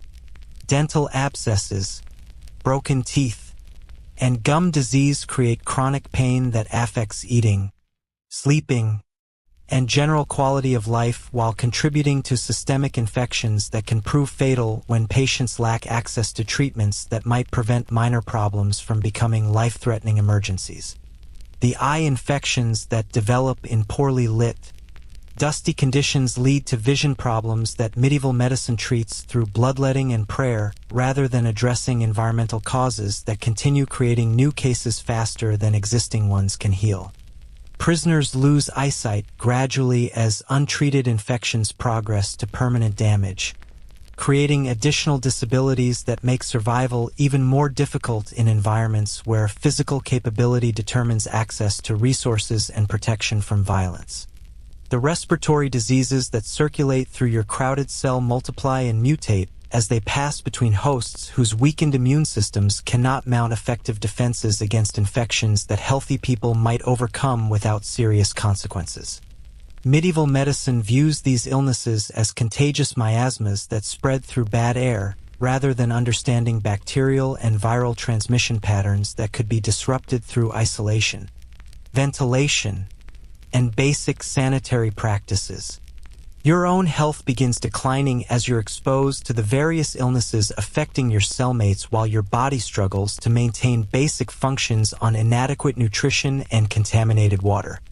Medieval prisoners rarely die from single causes. Instead, they succumb to combinations of malnutrition, disease, stress, and environmental hazards that create cascade failures where each problem makes others worse until the human body simply cannot continue operating under such adverse conditions.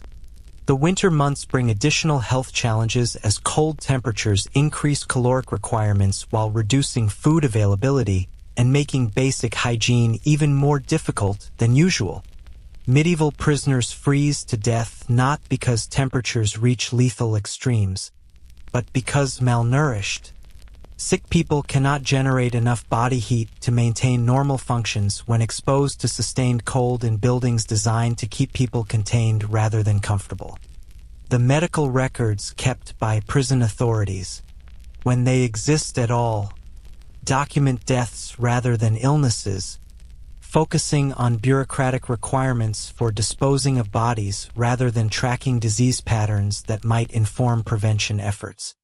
Medieval administrators view prisoner mortality as inevitable rather than preventable, accepting death rates that would trigger investigations in modern facilities as normal operating parameters for institutions designed to punish rather than preserve human life. The traditional remedies that prisoners share among themselves represent generations of folk medical knowledge adapted to extreme circumstances where professional health care remains unavailable and home remedies must be improvised from whatever materials can be obtained or created within prison walls. These treatments occasionally help, sometimes cause additional harm, and often provide psychological comfort that proves more valuable than their actual medical benefits. Eleanor's herbal knowledge becomes increasingly valuable as more cellmates develop symptoms that medieval medicine cannot address effectively, though her attempts to help put her at risk of additional witchcraft charges if authorities decide that treating illness represents supernatural intervention in divine punishment. Medieval legal systems view unauthorized medical practice as potential evidence of magical abilities that require investigation through methods we've already discussed in considerable detail. Thomas dies quietly one morning, his body finally surrendering to infections that have been systematically destroying his organs while you watched helplessly, unable to provide meaningful assistance beyond sharing warmth and water that probably contributed to spreading whatever killed him to everyone else in your confined space. His death creates temporary relief from the constant sound of his coughing, but also eliminates another source of shared body heat during increasingly cold nights. Welcome to medieval prison healthcare, where medical treatment ranges from non-existent to counterproductive. Survival depends more on luck than constitution, and dying from disease becomes so common that it barely registers as noteworthy in institutions designed to break human bodies along with human spirits. The first frost appears on the stone walls like crystalline death sentences, marking the beginning of your most dangerous season in this underground tomb. Winter in a medieval prison isn't just cold, it's a systematic assault on human survival that transforms your cell into a refrigerated torture chamber where every breath becomes visible vapor and sleep means gambling your life against hypothermia. You're about to discover that medieval heating systems consist entirely of shared body warmth, occasional braziers when authorities feel generous, and the desperate hope that spring arrives before your corpse joins the growing collection of prisoners who didn't make it through the season when stone walls become instruments of slow execution through exposure. The temperature in your cell drops to levels that make the previous discomforts seem tropical by comparison. Medieval construction techniques prioritize durability over habitability, creating buildings designed to last centuries while offering minimal protection against weather conditions that test the absolute limits of human endurance. Your stone walls, several feet thick and never insulated, conduct cold from the outside air directly into your living space with efficiency that would impress modern refrigeration engineers if they weren't horrified by the human cost. Your clothing, already reduced to rags during warmer months, provides roughly the same protection against winter cold as tissue paper offers against heavy rain. Medieval prisons don't issue seasonal uniforms or additional blankets when temperatures drop. You face winter wearing whatever remained of your original outfit after guards confiscated anything valuable, and months of wear reduced the rest to threadbare remnants that barely qualify as fabric. The concept of layering for warmth becomes theoretical when you own exactly one layer that's already failing its basic coverage responsibilities. The straw bedding that seemed merely uncomfortable during summer becomes critically important insulation that might determine whether you survive until dawn. You and your remaining cellmates Thomas died, remember, leaving more space but also removing a crucial source of shared warmth. Huddled together in configurations that balance dignity against survival while fighting over the driest straw that offers maximum insulation value. Medieval prisoners abandon privacy concerns when hypothermia becomes a greater threat than embarrassment. Your daily water ration arrives partially frozen, with ice crystals that must be melted using whatever body heat you can spare from maintaining basic life functions. Drinking ice-cold water when your core temperature is already dangerously low creates internal cooling that compounds the external cold exposure. But dehydration presents equally serious survival threats that force impossible choices between different types of potential death. Medieval prisoners learned to hold water containers against their bodies, using precious warmth to create drinkable liquid while sacrificing thermal energy they desperately need for other purposes. The bread ration becomes so hard in cold temperatures that breaking pieces requires techniques borrowed from stonework rather than normal eating procedures. Frozen bread can crack teeth that are already loosened by scurvy and malnutrition, creating dental emergencies that medieval medicine cannot address effectively. You learn to warm bread pieces inside your clothing, using body heat to soften food enough for consumption while further reducing the thermal energy available for maintaining core temperature. Eleanor, the accused whose survival skills prove more valuable than any formal medical training available in your era, teaches improvised heating techniques that represent generations of folk wisdom about surviving extreme conditions with minimal resources.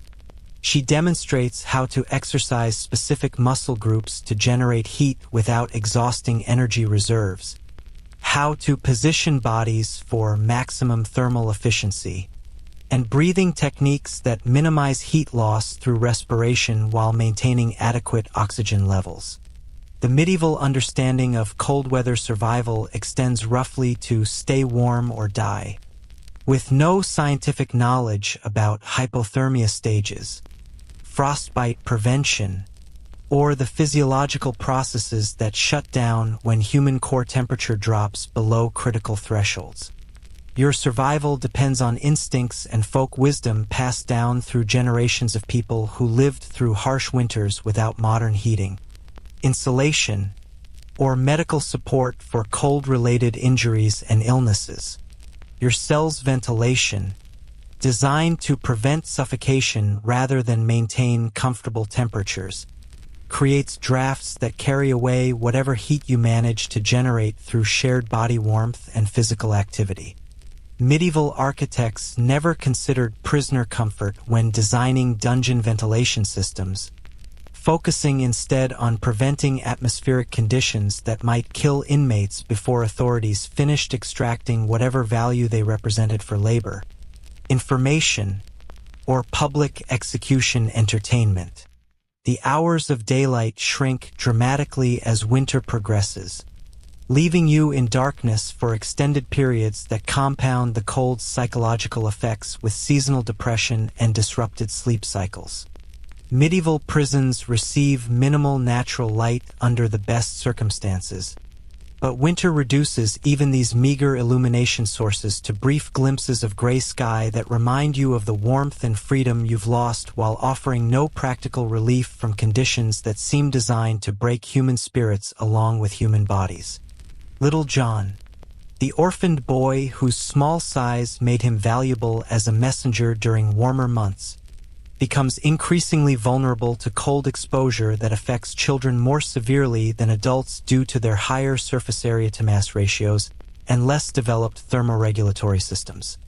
Medieval societies understand that children die more easily in harsh conditions, but this knowledge doesn't translate into additional protection or resources for juvenile prisoners who face the same survival challenges as adults without the physical capabilities that might help them endure extreme hardship. The waste disposal problems that seemed manageable during summer become health emergencies when human excrement freezes solid in corners of your cell, creating sanitation hazards that will become disease vectors when spring thaw releases months of accumulated biological hazards. Medieval waste management consists of hoping that gravity and time solve disposal problems without creating worse situations, but frozen waste defies these passive solutions while generating odors and health risks that compound other winter survival challenges. Your immune system, already compromised by malnutrition and constant stress, faces additional challenges from cold exposure that suppresses immune function and increases susceptibility to respiratory infections that spread rapidly through confined populations sharing limited air circulation. Medieval medicine recognizes that people get sicker during winter but attributes seasonal illness patterns to astrological influences rather than understanding how cold temperatures affect human physiology and disease resistance. The firewood allocation for prisoner heating, when it exists at all, represents authorities' calculations about minimum resource expenditures required to keep inmates alive long enough to serve whatever purposes justify their continued existence.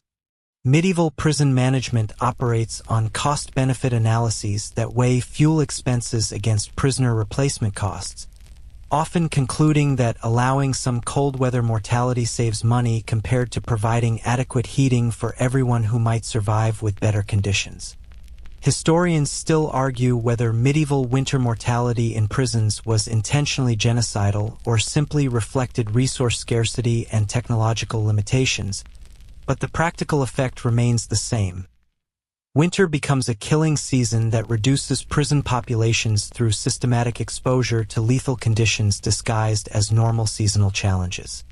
Modern historians studying medieval prison records note mortality spikes during winter months that suggest deliberate neglect designed to eliminate prisoners without formal execution procedures. The shared sleeping arrangements that provide your only significant heat source create intimacy that transcends normal social boundaries, while generating conflicts over positioning that can turn violent when survival depends on access to optimal thermal zones within group configurations. Medieval prisoners develop sleeping protocols that rotate positions throughout the night, ensuring that everyone receives some time in warmer central locations while taking turns at colder perimeter positions that provide less protection but remain necessary for group thermal efficiency. Your circulation problems begin with tingling fingers and toes that progress to numbness, then to frostbite symptoms that medieval medicine cannot treat effectively using available knowledge and resources. Cold-related injuries start as minor discomfort but can progress to tissue death requiring amputation, though medieval surgical techniques make such procedures nearly as dangerous as the original injuries. Prisoners lose fingers, toes, and sometimes entire hands or feet to frostbite that could be prevented with adequate heating and proper clothing.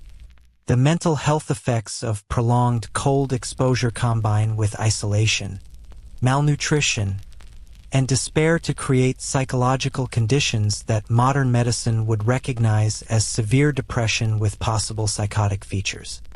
Medieval understanding of mental illness attributes winter-onset psychological problems to seasonal demons or divine punishment rather than recognizing cold exposure's documented effects on brain chemistry and cognitive function. Prisoners who survive physically may suffer permanent mental damage from conditions that affect neurological development and function. The metabolism changes required for cold weather survival demand caloric intake that your inadequate prison diet cannot provide, creating energy deficits that force your body to consume muscle tissue and organ function to maintain core temperature.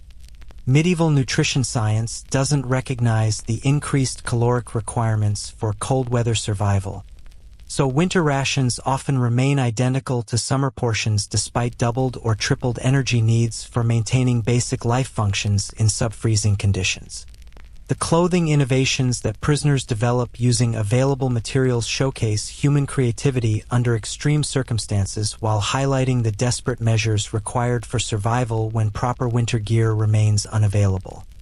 Inmates wrap themselves in straw, create primitive blankets from food sacks, and develop layering techniques using rags and scraps that provide minimal insulation but might prevent immediate death from exposure during the coldest nights.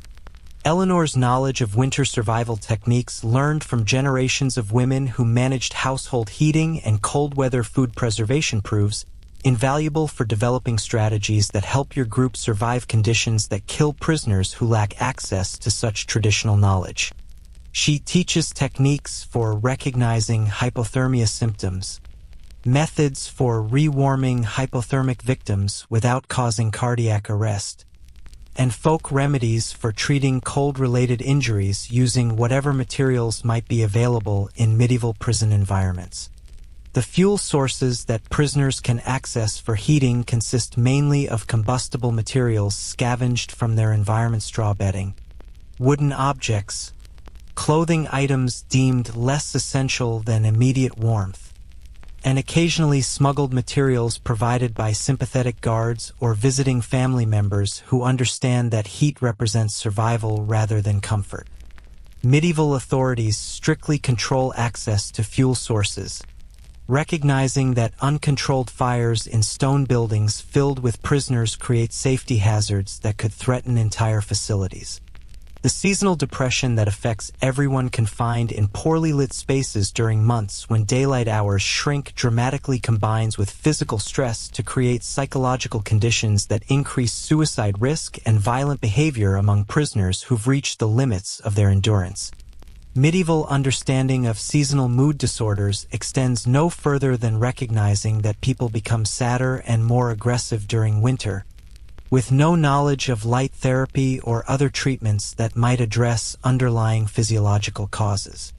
Your survival strategy becomes entirely focused on making it through each night without dying from cold exposure, then repeating the process for however many nights remain until spring returns with temperatures that won't kill you through simple exposure. Medieval prisoners who survive winter often emerge with permanent health damage from cold-related injuries, respiratory infections, and nutritional deficiencies that compound over months of extreme hardship. The spring thaw, when it finally arrives, brings mixed blessings as warming temperatures create sanitation emergencies from months of frozen waste, while also reducing immediate death risks from exposure. Medieval prisoners celebrate the end of winter while dealing with consequences of survival strategies that may have prevented immediate death, but created long-term health problems requiring recovery periods that extend well into warmer months. Welcome to winter in a medieval prison, where survival depends on luck, determination, and whatever folk wisdom you can access about staying alive when every breath creates ice crystals and sleep becomes a nightly gamble with hypothermia that claims victims who simply never wake up from cold-induced comas that medieval medicine cannot prevent or reverse. The heavy wooden door to your cell groans open with unusual ceremony, accompanied by guards who aren't bringing food or hauling away bodies this time theory here to escort you to something called a trial, though medieval justice uses that term more loosely than modern legal systems would recognize. You're about to discover that your day in court involves procedures that make your previous torture sessions seem rational by comparison, featuring divine intervention, supernatural evidence, and decision-making processes that operate according to principles that would confuse contemporary legal scholars and horrify modern civil rights advocates. Your trial preparation consists of being dragged from your cell while still wearing whatever remains of your original clothing, which has deteriorated during months of imprisonment to the point where modesty becomes theoretical rather than practical. Medieval courts don't provide defendants with legal representation, clean clothing, or basic hygiene facilities before proceedings. You'll face divine judgment looking and smelling like someone who's been slowly dying in a stone box, which accurately reflects your recent living conditions while also influencing jury perception in ways that favor conviction over acquittal. The courtroom, such as it is, operates within whatever space local authorities have designated for legal proceedings.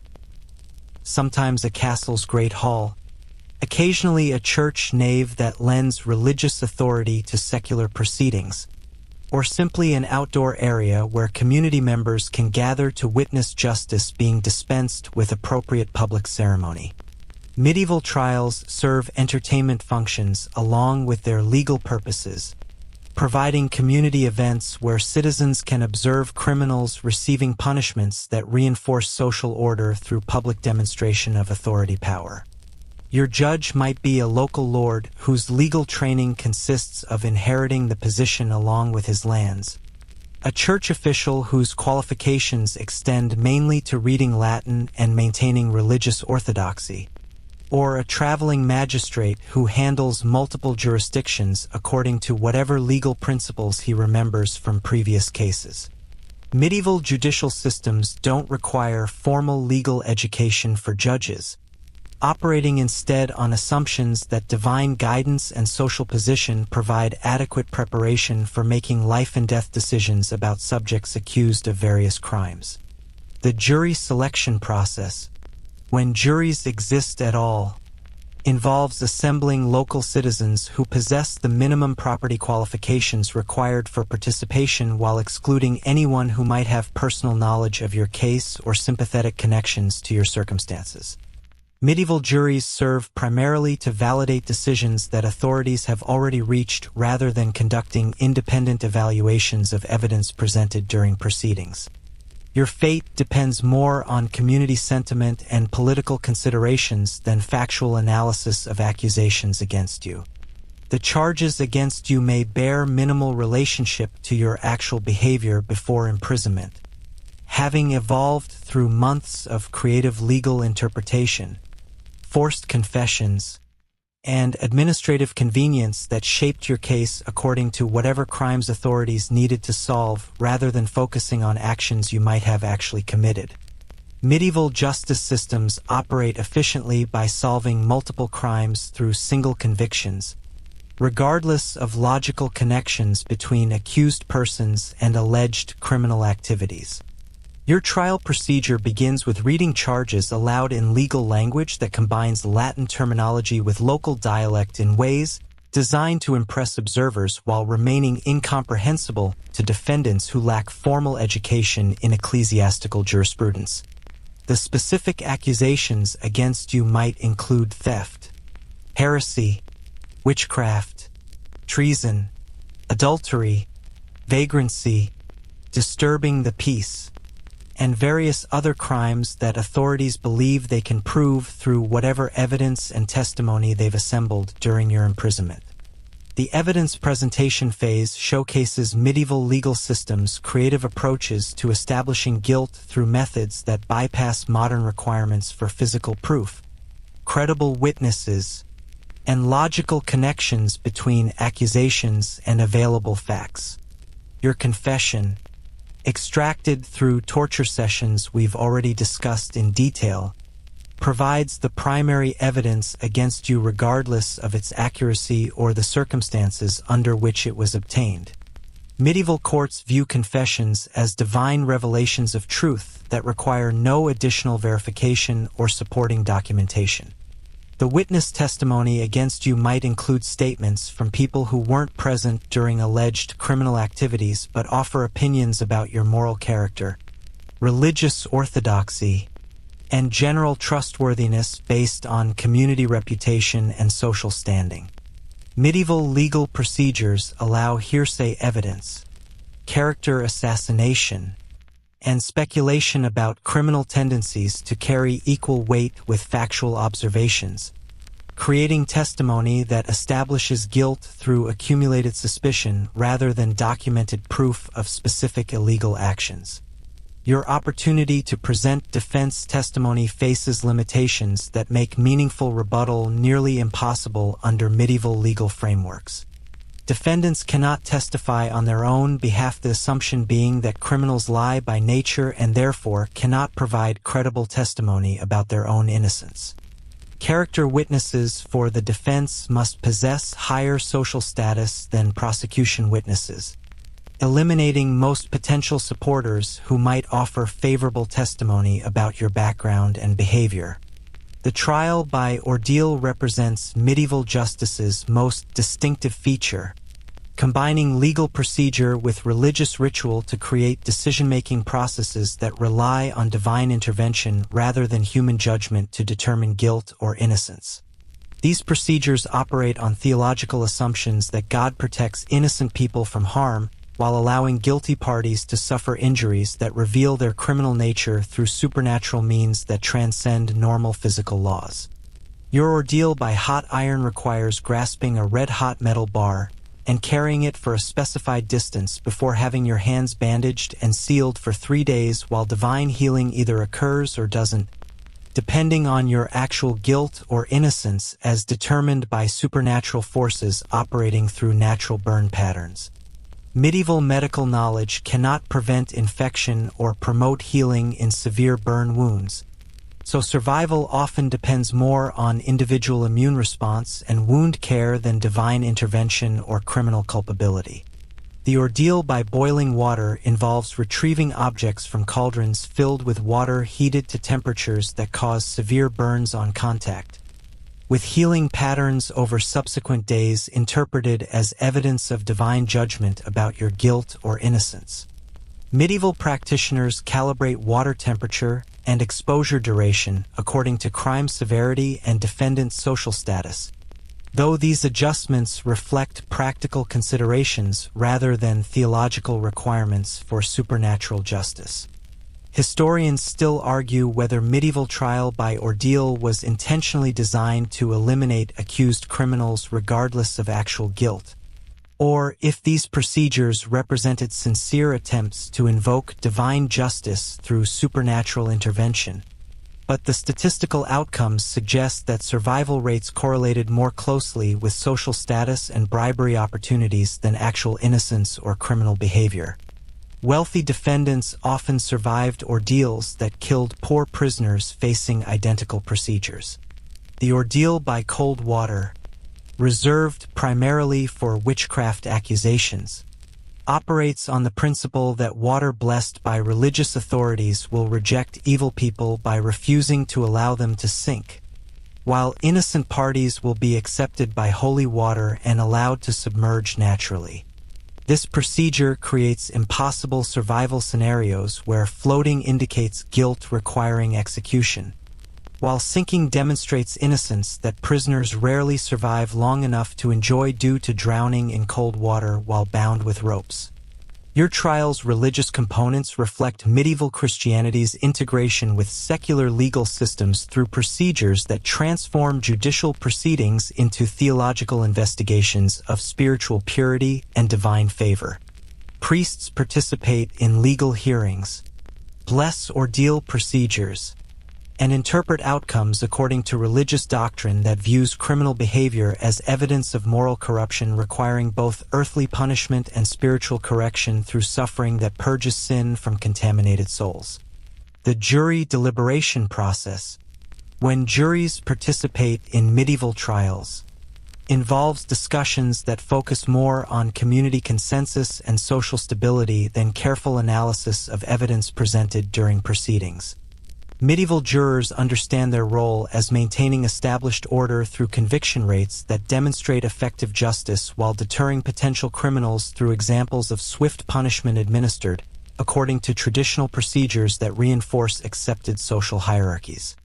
Your sentencing phase begins immediately after guilt determination, with punishment options that range from fines and public humiliation for minor offenses to execution methods chosen according to crime severity and defendant's social status. Medieval justice systems emphasize public punishment that serves educational and entertainment functions for community observers who learn acceptable behavior through witnessing consequences imposed on criminal deviants who violated established social norms. The execution methods available to medieval courts reflect both practical considerations and symbolic requirements for punishments that match crime severity while providing appropriate spectacle for public consumption. Hanging represents standard punishment for common criminals, while more elaborate execution techniques, burning, drawing, and quartering, beheading, are reserved for serious offenses or high-status defendants whose deaths require ceremonial treatment that reflects their social position even in disgrace. Your final appeals process consists mainly of hoping that political circumstances change favorably or that someone with sufficient influence decides to intervene on your behalf for reasons unrelated to your guilt or innocence. Medieval legal systems don't provide systematic appeals procedures, operating instead on assumptions that divine judgment expressed through trial outcomes represents final truth that human authorities shouldn't question or reverse through subsequent legal proceedings. The alternative sentence of continued imprisonment reflects authorities' calculations about your potential value for future labor, information extraction, or political leverage that might justify maintaining your existence despite conviction for crimes that normally carry death penalties. Medieval prisons serve multiple functions beyond punishment, including detention of people who might become useful under different political circumstances or whose deaths might create problems for current authority structures. Your transportation to final punishment, assuming authorities choose execution over continued imprisonment, becomes public ceremony that draws crowds seeking entertainment and moral instruction through witnessing consequences of criminal behavior. Medieval executions serve both justice and spectacle functions, providing community events that reinforce social bonds through shared participation in ritualized violence that demonstrates collective support for established legal and moral order. The documentation of your trial and punishment creates legal records that serve bureaucratic requirements while establishing precedents for handling similar cases in future proceedings.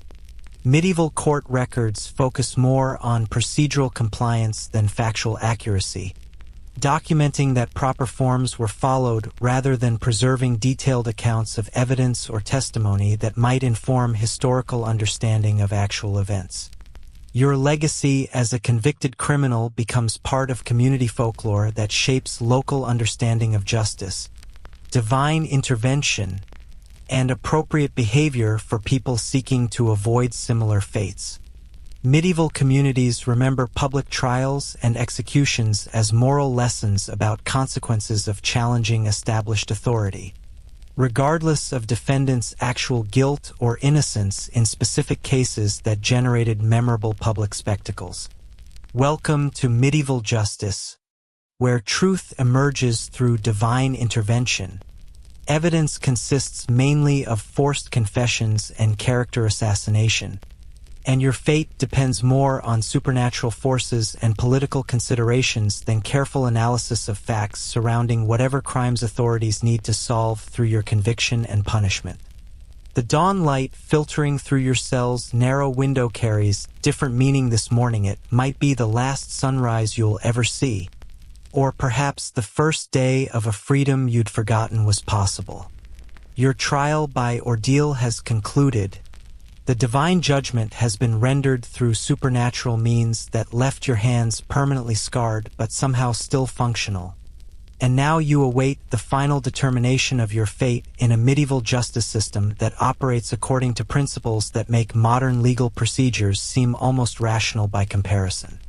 You're about to discover that surviving medieval imprisonment isn't just about enduring the suffering, it's about navigating the complex political and social factors that determine whether you walk free, face execution, or simply disappear into the administrative void that swallows inconvenient people who no longer serve useful purposes for authorities managing overcrowded prison systems. Your cell door opens with unusual ceremony, accompanied by guards whose expressions suggest they're not entirely certain what they're supposed to do with you now that divine intervention has complicated the straightforward process of conviction and punishment. The ordeal results have created legal ambiguity that medieval courts handle through improvised procedures based on precedent, political convenience, and whatever interpretation of religious doctrine seems most appropriate for current circumstances. Your scarred hands represent evidence of divine judgment, but determining exactly what that judgment means requires consultation with religious authorities who may have their own opinions about supernatural intervention in secular legal proceedings. The priest summoned to interpret your ordeal results examines your healing wounds with the careful attention of someone whose theological reputation depends on correctly reading divine signs manifested through human tissue damage. Medieval religious doctrine provides general principles for understanding divine judgment, but specific interpretation of borderline cases requires expertise that few clergy possess through formal training. Your priest bases his analysis on combinations of scriptural knowledge, local tradition, political pressures, and personal intuition about what God might have intended through the particular pattern of burn healing visible on your damaged hands. Your fate hangs in the balance while authorities debate interpretations of divine evidence that could justify multiple outcomes depending on which theological framework they choose to emphasize. Medieval legal systems handle ambiguous ordeal results through procedures that allow considerable discretion in final determinations, creating opportunities for corruption, political influence, and simple administrative convenience to shape decisions that will determine whether you live or die according to how various powerful people interpret supernatural intervention in your specific case. The political considerations affecting your final disposition extend far beyond your individual circumstances to encompass broader social dynamics that medieval authorities must manage through careful balance of justice, mercy, and practical governance requirements. Your case has attracted attention from community members who view the ambiguous ordeal results as evidence that divine justice operates in ways that challenge human understanding, creating pressure for resolution that satisfies religious expectations while maintaining secular authority credibility. Eleanor, the accused who shared your cell throughout this nightmare, faces different challenges as her case proceeds through trial procedures specifically designed for dealing with supernatural crimes that require specialized evidence and punishment techniques. Witchcraft accusations operate according to legal frameworks that assume guilt unless defendants can prove their innocence through means that medieval theology considers impossible for genuinely evil practitioners. Her survival prospects depend more on political calculations about community scapegoat requirements than actual evidence of magical practices or harmful supernatural activities. The seasonal timing of your potential release creates additional complications as winter's end brings administrative changes that affect prison operations and legal proceedings throughout medieval justice systems.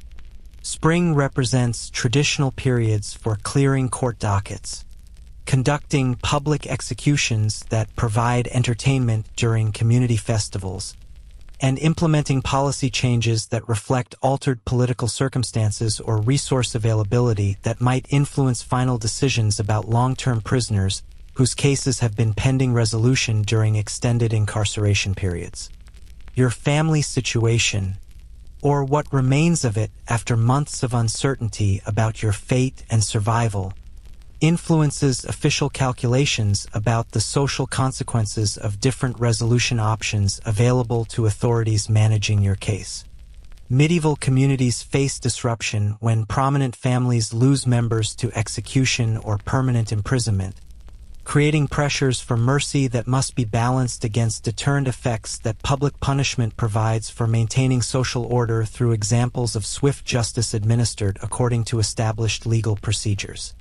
The economic factors affecting your final disposition include considerations about prison maintenance costs, potential labor value if you're released or remain incarcerated, and broader resource allocation decisions that medieval authorities make about maintaining expensive judicial systems while managing competing demands for limited public finances. Your continued existence represents costs that must be justified through corresponding benefits that you might provide to authorities who control your fate according to practical calculations rather than abstract justice principles. Little John, the orphan boy whose survival skills proved valuable during your shared imprisonment, faces uncertain prospects as juvenile prisoners occupy legal gray areas that medieval justice systems handle through improvised procedures based more on administrative convenience than systematic policies for protecting children caught in adult legal proceedings. His age provides some protection against execution, but also creates long-term custodial challenges that authorities prefer to resolve through placement arrangements that transfer responsibility to religious institutions or craft guilds willing to accept forced apprentices. The documentation requirements for resolving your case create bureaucratic challenges that medieval administrative systems handle through procedures that prioritize legal form over substantive accuracy. generating records that satisfy procedural requirements while preserving official discretion about actual outcomes implemented through methods that may differ significantly from formally recorded dispositions. Your official fate might bear minimal relationship to your actual circumstances following final legal resolution. Historians still argue whether medieval justice systems intentionally created ambiguous procedures that allowed maximum flexibility in final dispositions, or if these systems simply reflected broader social and technological limitations that prevented more systematic approaches to legal resolution. But the practical effect remains the same. Your fate depends more on political considerations and administrative convenience than careful application of consistent legal principles designed to ensure fair treatment regardless of social status or case complexity. The religious implications of your case extend beyond immediate legal considerations to encompass broader theological questions about divine intervention in human affairs and the proper interpretation of supernatural signs manifested through ordeal procedures. Medieval Christianity struggles with tensions between doctrinal requirements for divine justice and practical realities of administering secular legal systems that must function according to earthly considerations while maintaining credibility as instruments of divine will operating through human institutions. Your health status following months of imprisonment affects official calculations about your potential usefulness as a freed citizen versus continued burden as a long-term prisoner requiring ongoing custodial care that consumes resources without providing corresponding benefits to authorities managing overcrowded facilities. Medieval authorities prefer resolution options that eliminate administrative burdens while achieving policy objectives related to social control, deterrence, and resource management that govern prison operations throughout their jurisdictions. The community sentiment surrounding your case influences final disposition through mechanisms that allow public opinion to affect official decisions about punishment severity and mercy applications that medieval authorities use to maintain popular support while managing potentially controversial legal outcomes.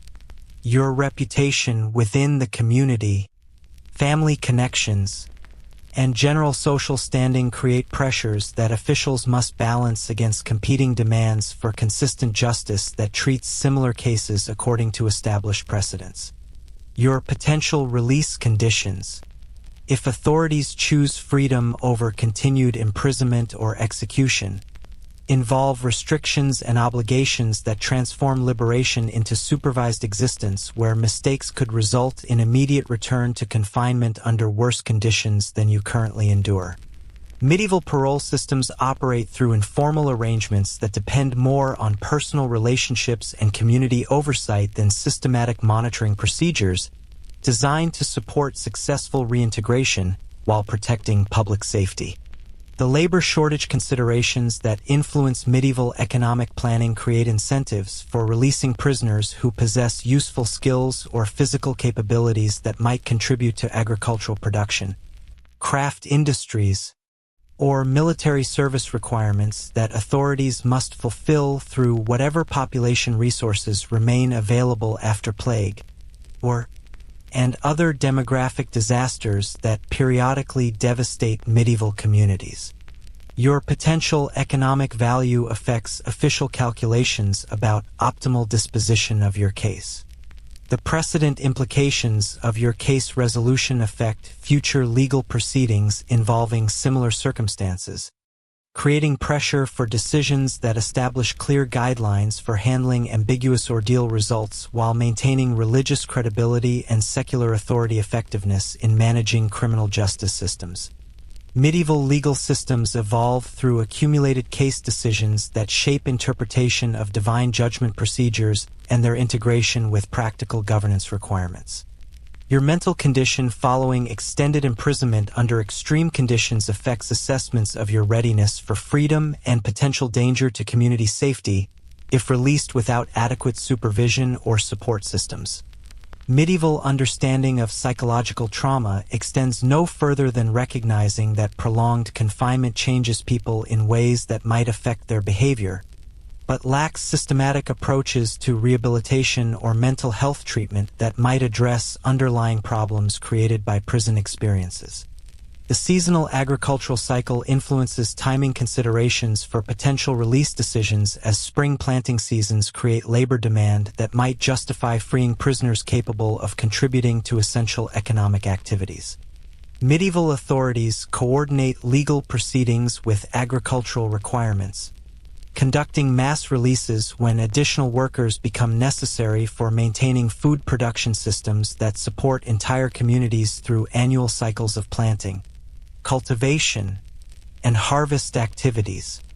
Your adaptation to potential freedom involves readjusting to social environments that have continued changing while you remained isolated from normal community life in prison conditions that provided minimal information about external developments.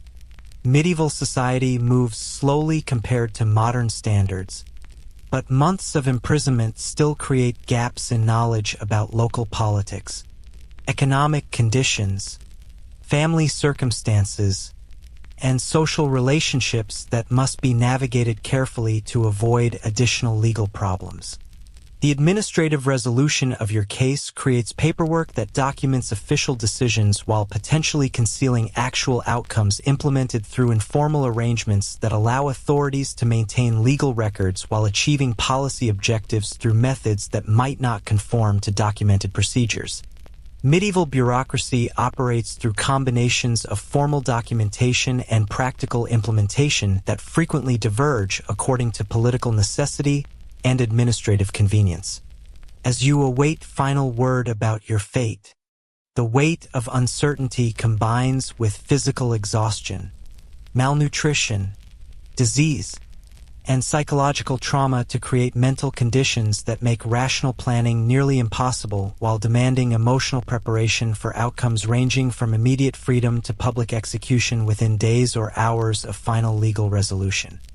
Your survival depends not just on enduring whatever decision authorities reach, but on maintaining enough mental and physical capacity to function if liberation suddenly returns you to a world that continued existing without you. The morning light grows stronger through your narrow window, carrying with it the sounds of normal life continuing beyond stone walls that have defined your existence for longer than you can accurately remember. Whether that light represents the dawn of freedom or simply another day of waiting for final judgment remains unknown. But the possibility of either outcome creates hope and terror in equal measure as you prepare to discover what medieval justice has ultimately decided about your right to continue existing in a world that briefly forgot you were human. Your story nears its conclusion, one way or another, as medieval justice prepares to render its final verdict through processes that combine divine intervention, human calculation, and pure chance in ways that will determine whether you survive to tell others about the nightmare of medieval imprisonment or become another forgotten casualty of systems designed to break spirits along with bodies in service of social order maintained through carefully administered suffering. The footsteps approaching your cell could bring freedom, death, or continued uncertainty, but they definitely bring resolution to questions that have haunted every moment of your imprisonment about whether survival was worth the cost and whether hope was wisdom or madness in circumstances designed to destroy both faith and sanity through systematic application of human cruelty disguised as divine justice. Your breathing slows as the footsteps grow closer. Your heart pounds with anticipation that could herald liberation or doom. And your damaged hands scarred by divine judgment and marked by human suffering prepare to open doors leading either to freedom you'd forgotten was possible or to final punishment that will end questions about justice, mercy, and whether anyone will remember that you once existed as something more than a casualty of medieval systems designed to reduce human beings to administrative problems requiring efficient resolution. The key turns in the lock with metallic finality that echoes through stone chambers where too many people have waited for similar moments that determined whether their stories would continue or simply end in unmarked graves that hold the remains of forgotten prisoners whose names disappeared along with their hopes for justice in a world where survival itself became an act of defiance against systems designed to ensure that defiance ultimately failed. Welcome to the end of your medieval nightmare. where resolution brings either the beginning of freedom or the final chapter of existence. Determined through processes that blend divine will with human cruelty in ways that transform justice into lottery where winning and losing both require more strength than anyone should need to maintain basic human dignity, while navigating systems designed to prove that dignity was always an illusion maintained by people who never faced the choice between hope and despair in circumstances where both options demanded courage that few possess and fewer still survive with souls intact. The door swings open with a groan that could herald salvation or damnation, and you step forward into whatever future medieval justice has decided you deserve, carrying scars both visible and invisible that will remind you forever of months when survival required abandoning every assumption you ever held about human nature. Divine justice, and whether civilization represented progress beyond barbarism or simply more sophisticated methods for implementing the same fundamental cruelty that has always governed relationships between those who hold power and those who suffer its application. Your feet move toward whatever awaits beyond the threshold, each step carrying the weight of experiences that have transformed you into someone different from the person who first entered this stone hell. Someone harder and sadder, but perhaps also wiser about realities that comfortable people never confront, about the thin barriers separating civilization from chaos and the ease with which ordinary circumstances can transform into nightmares that test every limit of human endurance.